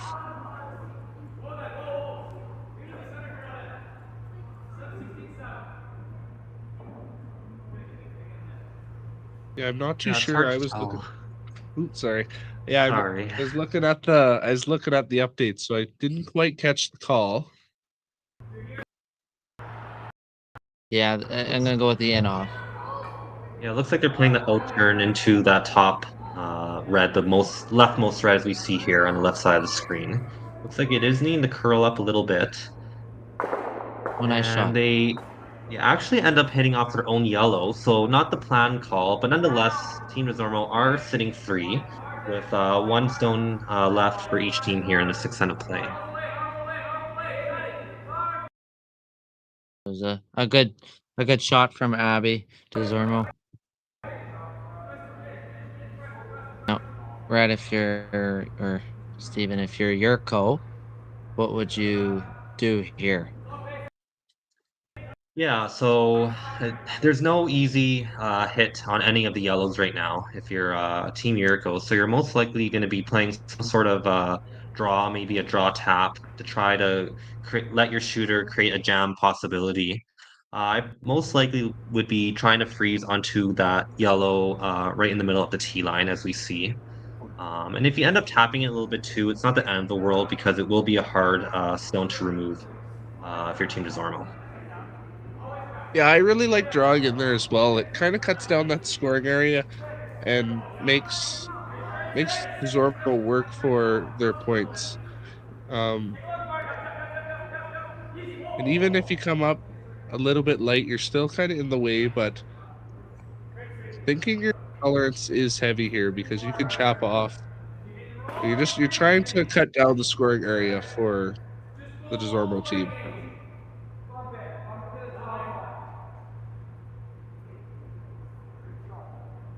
Yeah, absolutely, for sure. As we see the final stone for Team Yurko here in the 6th end, looks like they are playing the intern draw. Maybe the intern little tap is okay too. They do have lots of options here, like you mentioned.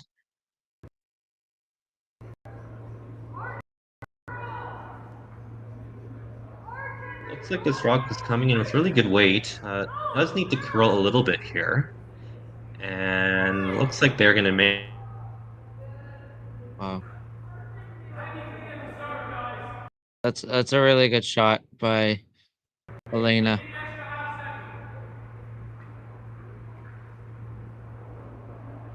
So Desormeau discussing her options here. Just a back four, eh? Well, with that little chap off, they have room to kind of pop it out there and could potentially score 3 or 4 here. The thing is they have to watch the weight here. You don't want to overthrow this. We've seen lots in this line kind of stay out there and stay straight and not curl up when they bring up the weight. So she's probably going to have a good talk with her sweepers, and she sounds like she's changing the weight call a bit.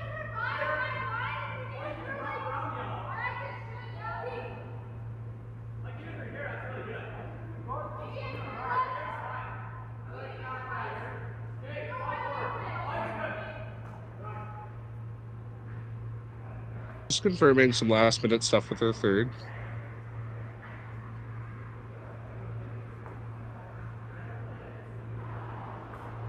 Final stone here in the 6th from Abby Desormeau.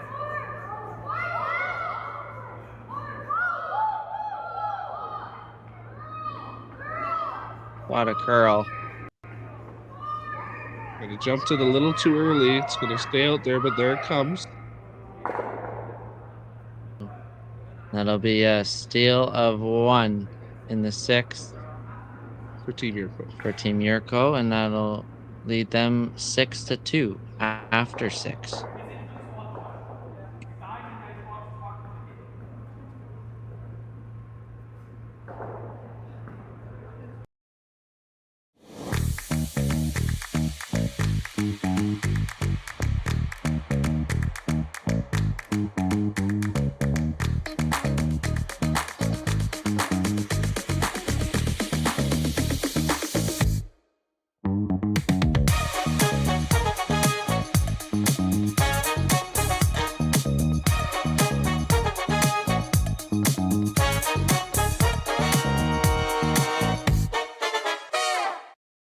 Hey Ben, what's the Aztec Safety online e-learning website again? Yeah, that would be aztecsafety.com. Fire extinguisher and firefighting, we'll send that one to Paul. Ah, now here's a course I should probably take. Conflict resolution. Power line safety. Yeah, I thought it might help me with my line calls. Did you know this Aztec website has over 100 safety courses? Jeez. Aztec Safety online course. Ground disturbance. Could have used that a few seconds ago.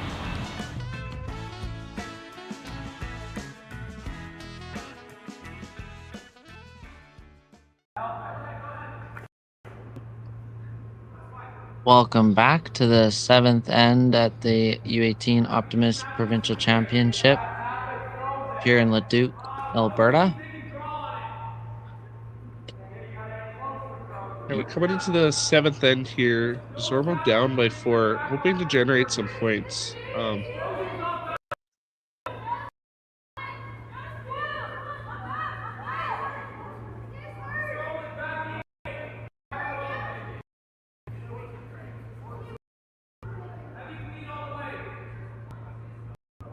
Definitely crucial to get at least 2 here The 3 points would be really nice to keep them alive. You want to make sure you're scoring multiple here, so you're going to go all out for...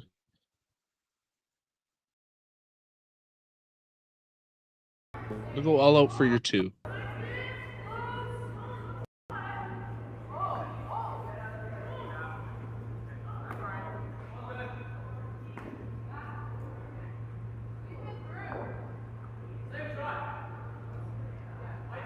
One looks like it's going to come a little hot.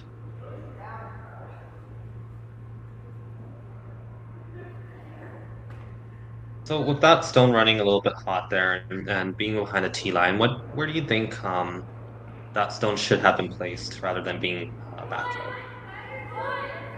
Well, you want to make sure you're placing that stone at least above the T line. Anything behind is going to help Desormeau. With more rocks in play, it's going to help Desormeau have a better chance of scoring a bigger end. So they really had to make sure that, if anything, they were light or at least above the T line.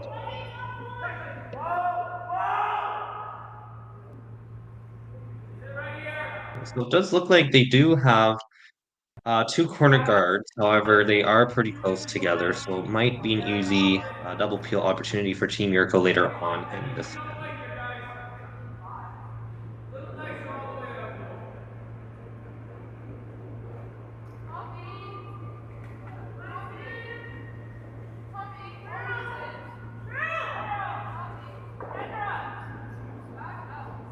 Red Rock's just hanging out a little more than they would have expected. Really hanging out there. And they will push that yellow stone, and it does look like it will be pushed into the house, into the 12-foot. So it is still Team Yurko sitting the 2. However, a little gift there by Team Yurko to push the Team Desormeau corner guard into the house of play.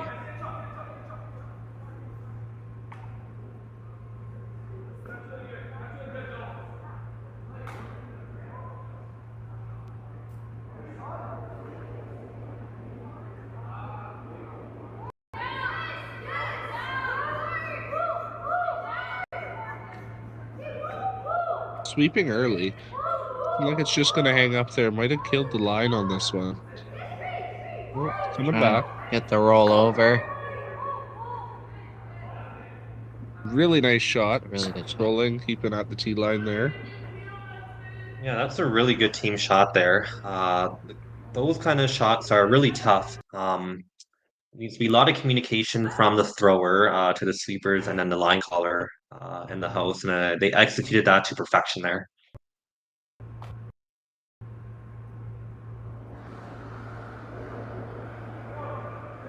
So it does look like they're going to be attempting the run back off of their red and try to catch one of the yellows in the house in the process.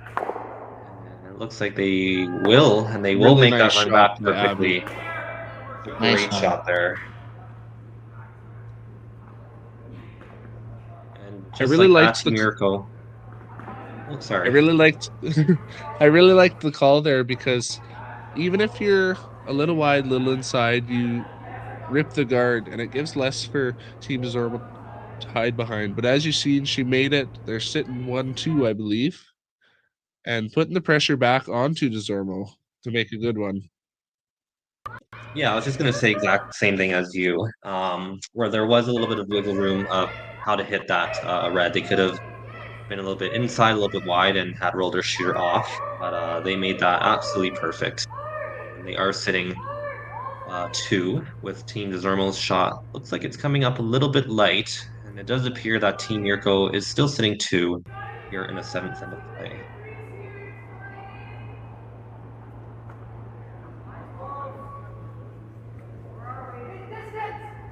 We've seen a couple come up light here, so that slide path might be coming into play.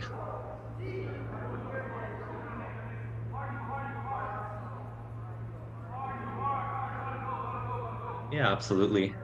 So you see the outturn draw attempt here, and it looks like they are going to be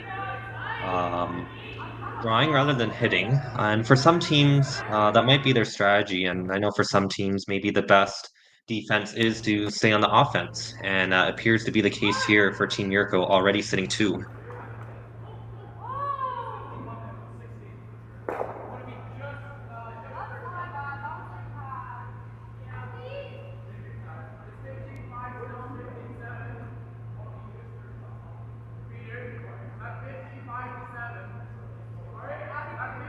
So that draw attempt, a bit heavy there. So it is still Team Yurko sitting 2. However, it looks like Team Desormeau does have an opportunity to wrap around their top 12 stone and sit shot rock behind buried.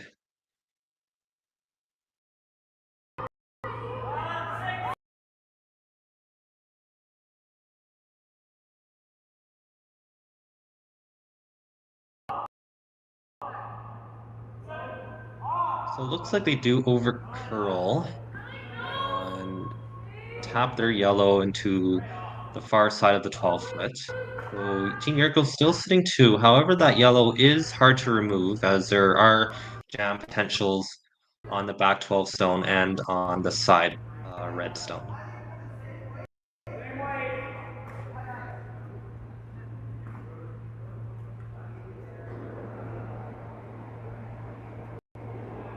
Really like this call by Alena. You're sitting shot 1 and 2, and you take out this yellow and you get control of the control zone again. We get a little bit of overcurl and a roll. It's not a bad shot. Opens the door a little bit for Team Desormeau to come down to the red on the wing. Yeah, so just you guys' insights here. So seems like they've been playing this out-turn draw a lot in the end. Is that something to keep in mind of, especially rock after rock going down the exact same path? Yeah, so coming down the exact same path, you want to watch out, because as more rocks come down and more sweepers are sweeping that same path, it's going to quicken up a little bit. Also, being a later end, they do have to watch, because like I said earlier, the slide path might start. But each shot coming down here, they're going to learn more and more. Yeah, so it does look like that yellow does just come up short, but they are sitting second stone. So it is Team Yurko sitting shot stone just above the tee line in the 8 foot. And Team Desormeau is sitting second shot, as we do have a timeout here called by Coach Glenn Ector.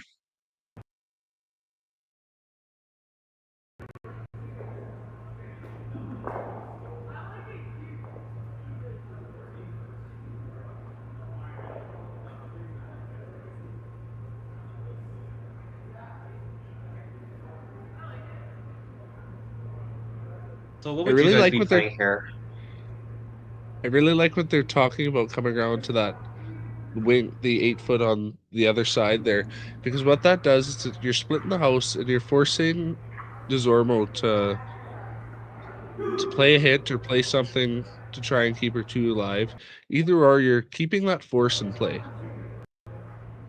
Yeah, I have to agree with Rhett.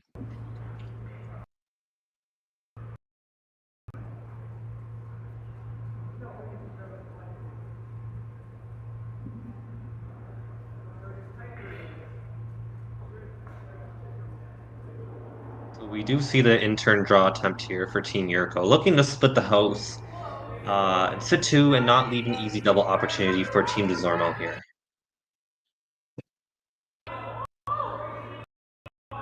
Another update from the men's draw after 7 ends, another blank, keeping the score 4-2, and Lushak has the hammer.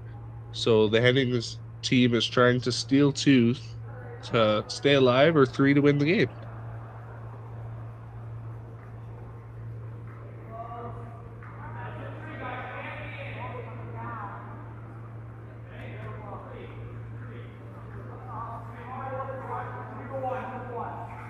So doing my update, I missed what happened. Just a little heavy on the draw to the other 8 foot.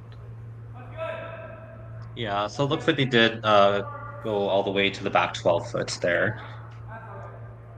So it is still Team Yurko sitting shot stone. That red stone isn't easy to remove, however, so they do need a good setup shot here if you're Abby Desormeau.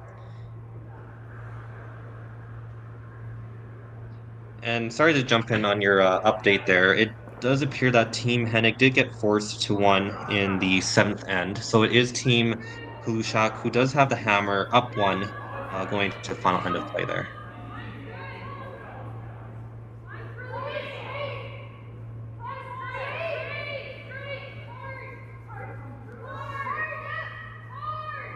So you see the out-turn draw here by Abby Desormeau. Looks like she was trying to play the tap on the yellow, and she will come up just a little bit light. However, she does roll in a really good spot, and it does appear that they are sitting shot stone right now, half buried behind that red corner guard.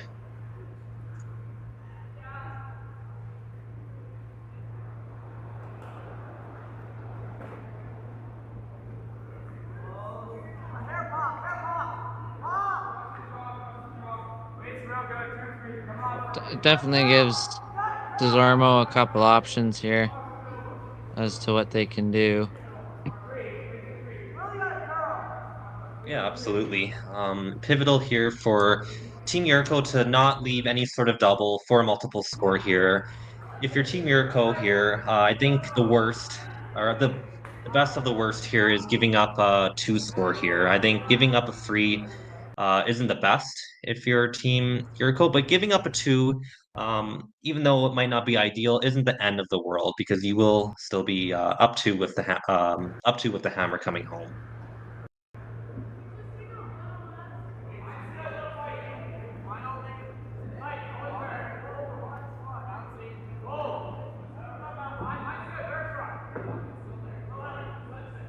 It does look like Team Yurko is going to be playing the chase on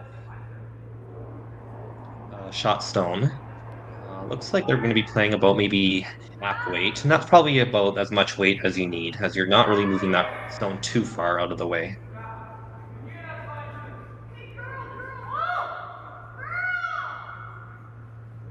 And they will remove the yellow, however, they will jam into that back red with the yellow spilling out. So it is Team Desormeau sitting 1 and 3, it looks like. So it looks like it'll be an open hit on the back edge of the 8 redstone there for potential 3.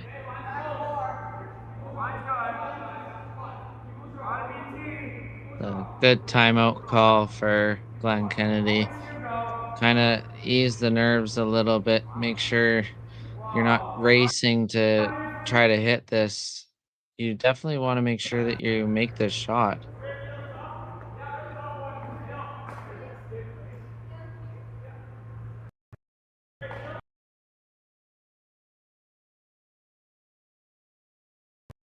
Goes to show that the enhanced my apologies.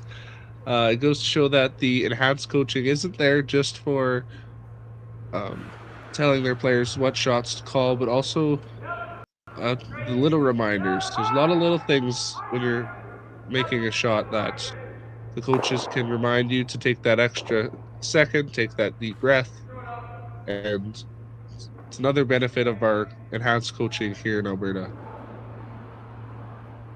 Yeah, absolutely. I definitely know, like, you're about to score a big end, and the tendency is to overthrow a stone because you are hyped up on energy. So great time out there by Team Desormeau, as it looks like that stone will remove the red. It's depending on where that yellow will roll.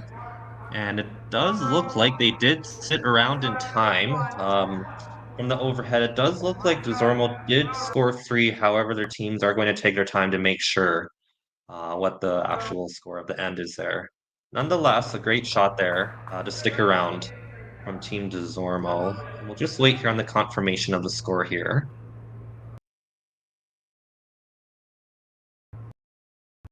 And it does appear that Team Desormeau did score 3.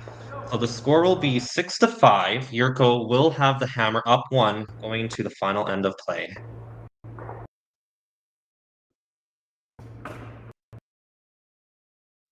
I don't remember a time. when curling wasn't a part of my life. When I wasn't putting in the sweat and hard work to be the best that I can be. Clocking in the time, the effort to practice day in, day out. Curling is more than just a game. It's a family, a community. And when it's time to play, I know I'll be ready. Hardline, supporting hundreds of our next generation athletes.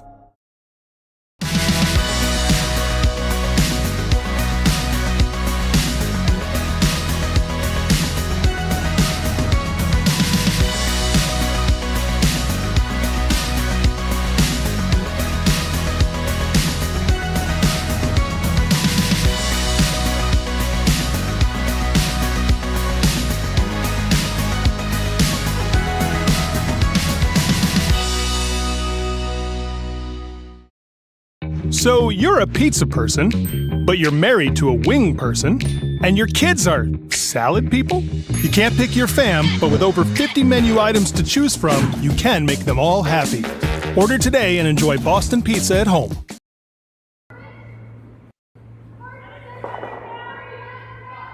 Welcome back to the 2025 Alberta Optimist U18 Provincial Championships held at the Leduc Curling Club in Leduc, Alberta. My name is Stephen Leong, and I'm joined this afternoon by Rhett Mallioux and Caleb Hofstra.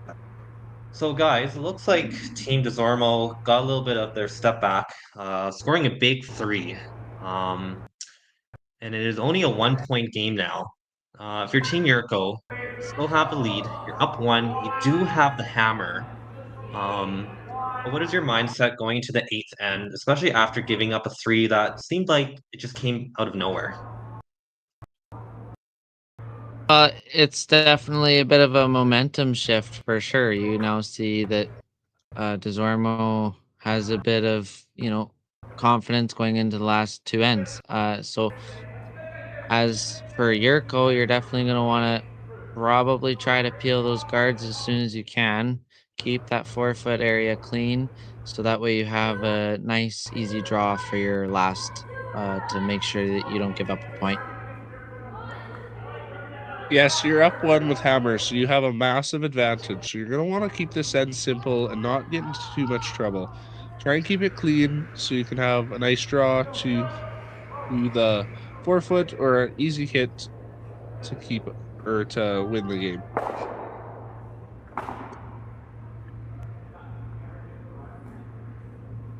So it does look like that guard attempt will slide a little bit deep. They do, however, have 2 guards left in play, which is what Team Desormeau is looking for.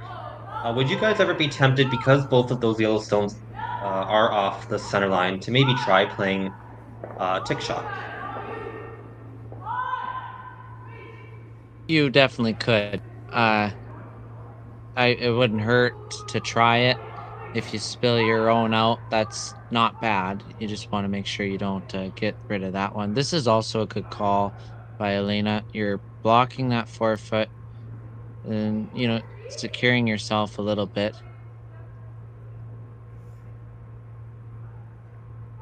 I think after this stone, we're going to start seeing some peels, though. She wants to take advantage of that 4-foot area, but she also, once she can, is going to want to clean up the front. Early timeout call. Yeah, this is a little bit of a surprising timeout, being that it is this early in the 8th and final end here. But maybe Coach Glenn Kennedy saw something that Abby Desormeau maybe didn't see. So Coach Glenn Kennedy is putting his 2 cents in.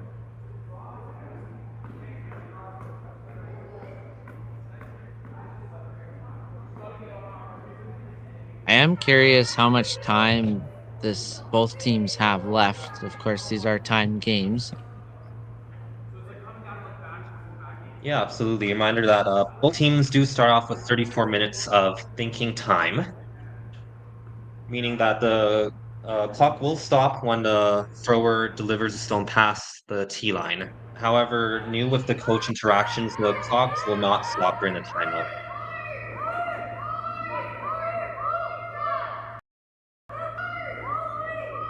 Looks like this one's going to move a little bit on them.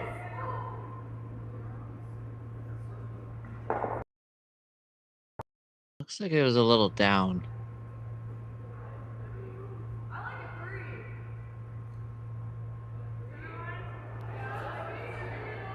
Oh, that one does over curl, so it is still Team Yurko in 2. And they're trying to figure out what shot to play. There isn't an easy shot to get in right now, as both the out-turn and in-turn draw are blocked off towards the center. So it looks like they're going to be playing an in-turn cross center line onto the right side of the sheet, as we see. See, I think if I'm Yurko here, I would rather start getting rid of some guards because you want to prevent Desormeau from scoring. And the more rocks in play, the more chance they have to score.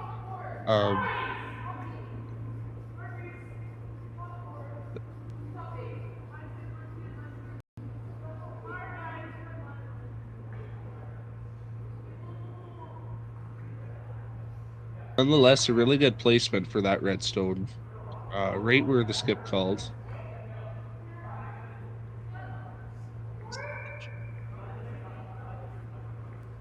Yeah, so it is Team Yurko sitting with 3 right now, but it does look like Team Desormeau is going to be playing an out-turn hit on that top 8 stone and try to roll behind the corner guard that they do have on the right side of the sheet there, as we see.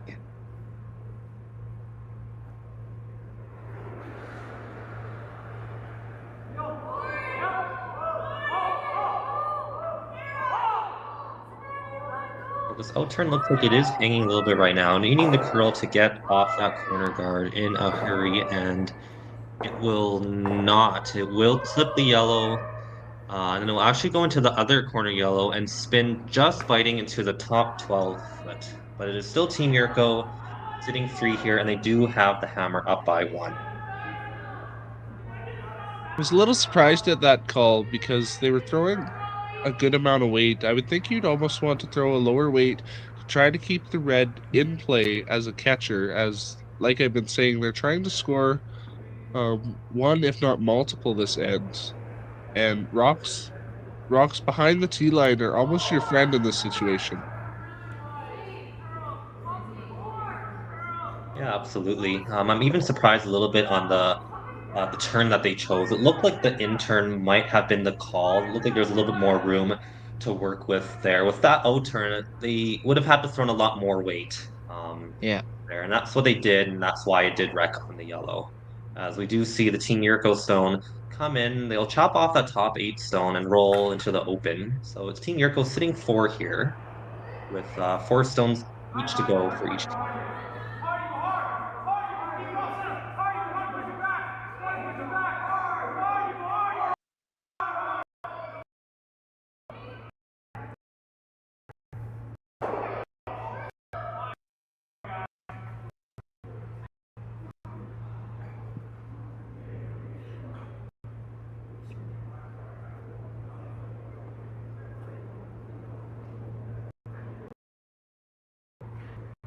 So it looks like we're going to get the double attempt here for Team Desormeau. And they are going to be playing the out-turn here. It does look like they are knifing it to make a curl here and try to catch that pocket there. And it looks like they will make the double successfully, and they will get rid of 2 stones. However, their shooter is still wide open, sitting in the 8-foot shot stone right now. We do have a final over on the men's draw. We're going to have Team Leduc going at it as Alberta 1 and Team Henning as Alberta 2, as the Leduc scored 1 to make it 6-3 in the last end. Congratulations to both of those teams, as they definitely earned their spot.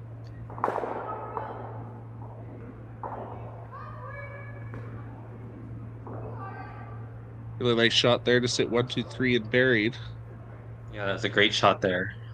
Really putting on the pressure here for Team Desormeau. It's getting late in the end, and they don't have too much to work with here, as that area is pretty small to get their yellow in.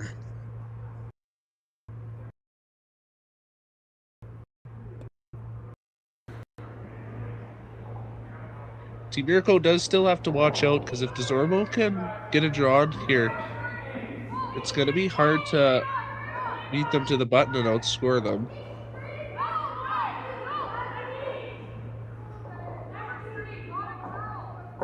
The intern attempt here from Team Desormeau. It looks like it's running a little bit warm right now and not curling as much as they hoped. Team Yurko is on the stone, and the yellow will come to rest, back 8. Sitting shot stone, corner frozen on that red. That's not a bad shot. I mean, you are sitting shot right now. Probably would have preferred to have landed a top 4, whereas Yurko can now take advantage of that and freeze to it. It's a spot that's been catching both teams all game.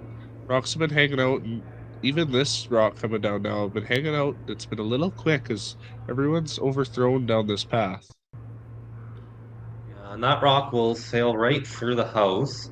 So big opportunity here on Abby Desormeau's first stone here in the 8th end. They can place one top 4, maybe just biting top 4, corner buried behind that top 8 red zone. I think you're looking pretty good here for steal of 1. Lighter is always better at this situation as well. You know, you don't want to slide too deep and allow Alena a chance to freeze on top of it. So if anything, if I was them, you know, even top 12 or a tight guard is perfect. Yeah, absolutely. It's knowing those pro side misses, as we call them, knowing the tolerance on the throw. And like you had mentioned there, anything light here is useful for Team Desormeau.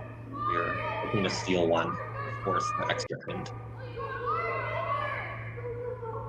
Sweepers are on it for weight and line here. Like Caleb said, a little light isn't the end of the world. Guards are going to help Team Desormeau here. But it does give the Yurko team a chance to bury a good one in here and make the last shot for Abby a hard one.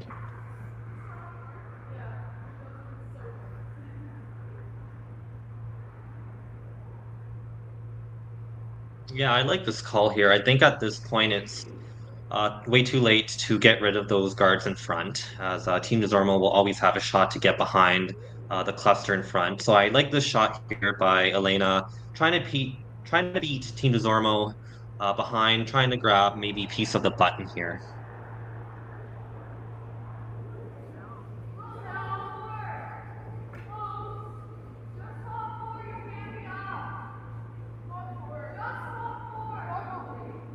The sweepers are on this early, and they just backed off at the hog line now, as it looks like it does need to curl up a little bit. The weight doesn't seem too far off, though, as now they're trying to knife it over and try to get that rock to finish a little bit more behind that center yellow. And it does look like they will get half buried behind that yellow. It's a great team shot there by Team Yurko, as they are sitting 1 here with the hammer. Team Desormeau with 1 more stone to go, looking to steal in the 8th end here and force the extra in the provincial final.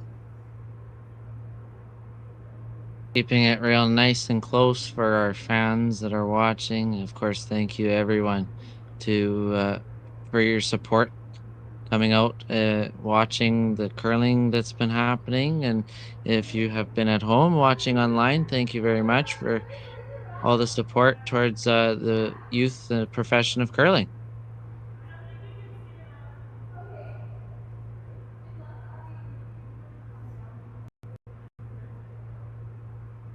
What are you thinking of doing, Rhett or Steven, if you're Desormeau here?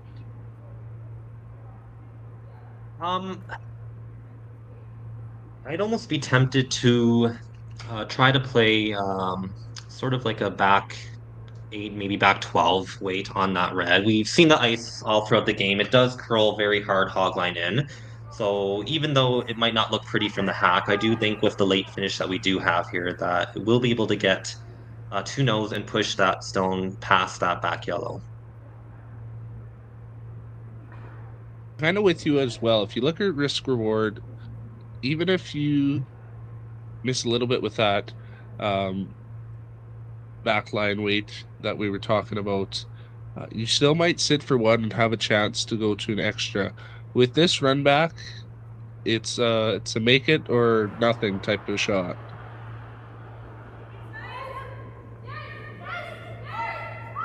this is the final stone for Team Abby Desormeau here, needing to make this run back and force Alena Yurko to make her final shot. And the run back will just miss the top 4 red, so Alena Yurko will not need to throw her final stone, and it will be a count of 1 for Team Alena Yurko, as they are your 2025 Alberta Optimist Under-18 Provincial Championships. So they will go on to represent Alberta #1 at the Under-18 Nationals. And for Team Abby Desormeau, they will be representing Alberta #2 at the Under-18 Championships as well. And that championships will be held in Saskatoon, Saskatchewan at the Nutana Curling Club from February 16th to 22nd. Final thoughts on this game, you guys? You know, it was a close one. There wasn't one team going way ahead or in any end, so it was a really good final game to watch. Yeah, this is definitely, these two teams deserve to be going to nationals. Just their playing strategy and, you know, the play that they did out there today. Congratulations to the both of them, and congratulations to the men's side as well. They're definitely going to represent our province well. Yeah, absolutely. Just a reminder to everyone watching that the final ceremonies will not be streamed, as they will be happening inside the lobby at the Leduc Curling Club here. So thank you to all our viewers for joining us, not only for this final draw, but all throughout the week here on Curling Zone. My name is Stephen Leong, and I've been joined this afternoon by Rhett Mallioux and Caleb Hofstra. Thank you again for watching, and take care of yourselves. Handcrafted in Canada, Hardline's Ice Pad has revolutionized curling for over a decade. Engineered with top-tier precision and durability, it is backed by an unmatched 10-year warranty. Designed for curlers at all levels to sweep effortlessly with maximum efficiency, it is trusted by the world's best curlers, including Olympic and world champions. It is quite simply the best broom in the game. Hardline. Join the revolution. So you're a pizza person, but you're married to a wing person, and your kids are salad people? You can't pick your fam, but with over 50 menu items to choose from, you can make them all happy. Order today and enjoy Boston pizza at home. Curling Alberta's 50/50 supports grassroots curling with a jackpot of at least $100,000. I know! Brace yourself. Join us aged 18+ in nurturing these future curling stars. Support grassroots curling with Curling Alberta.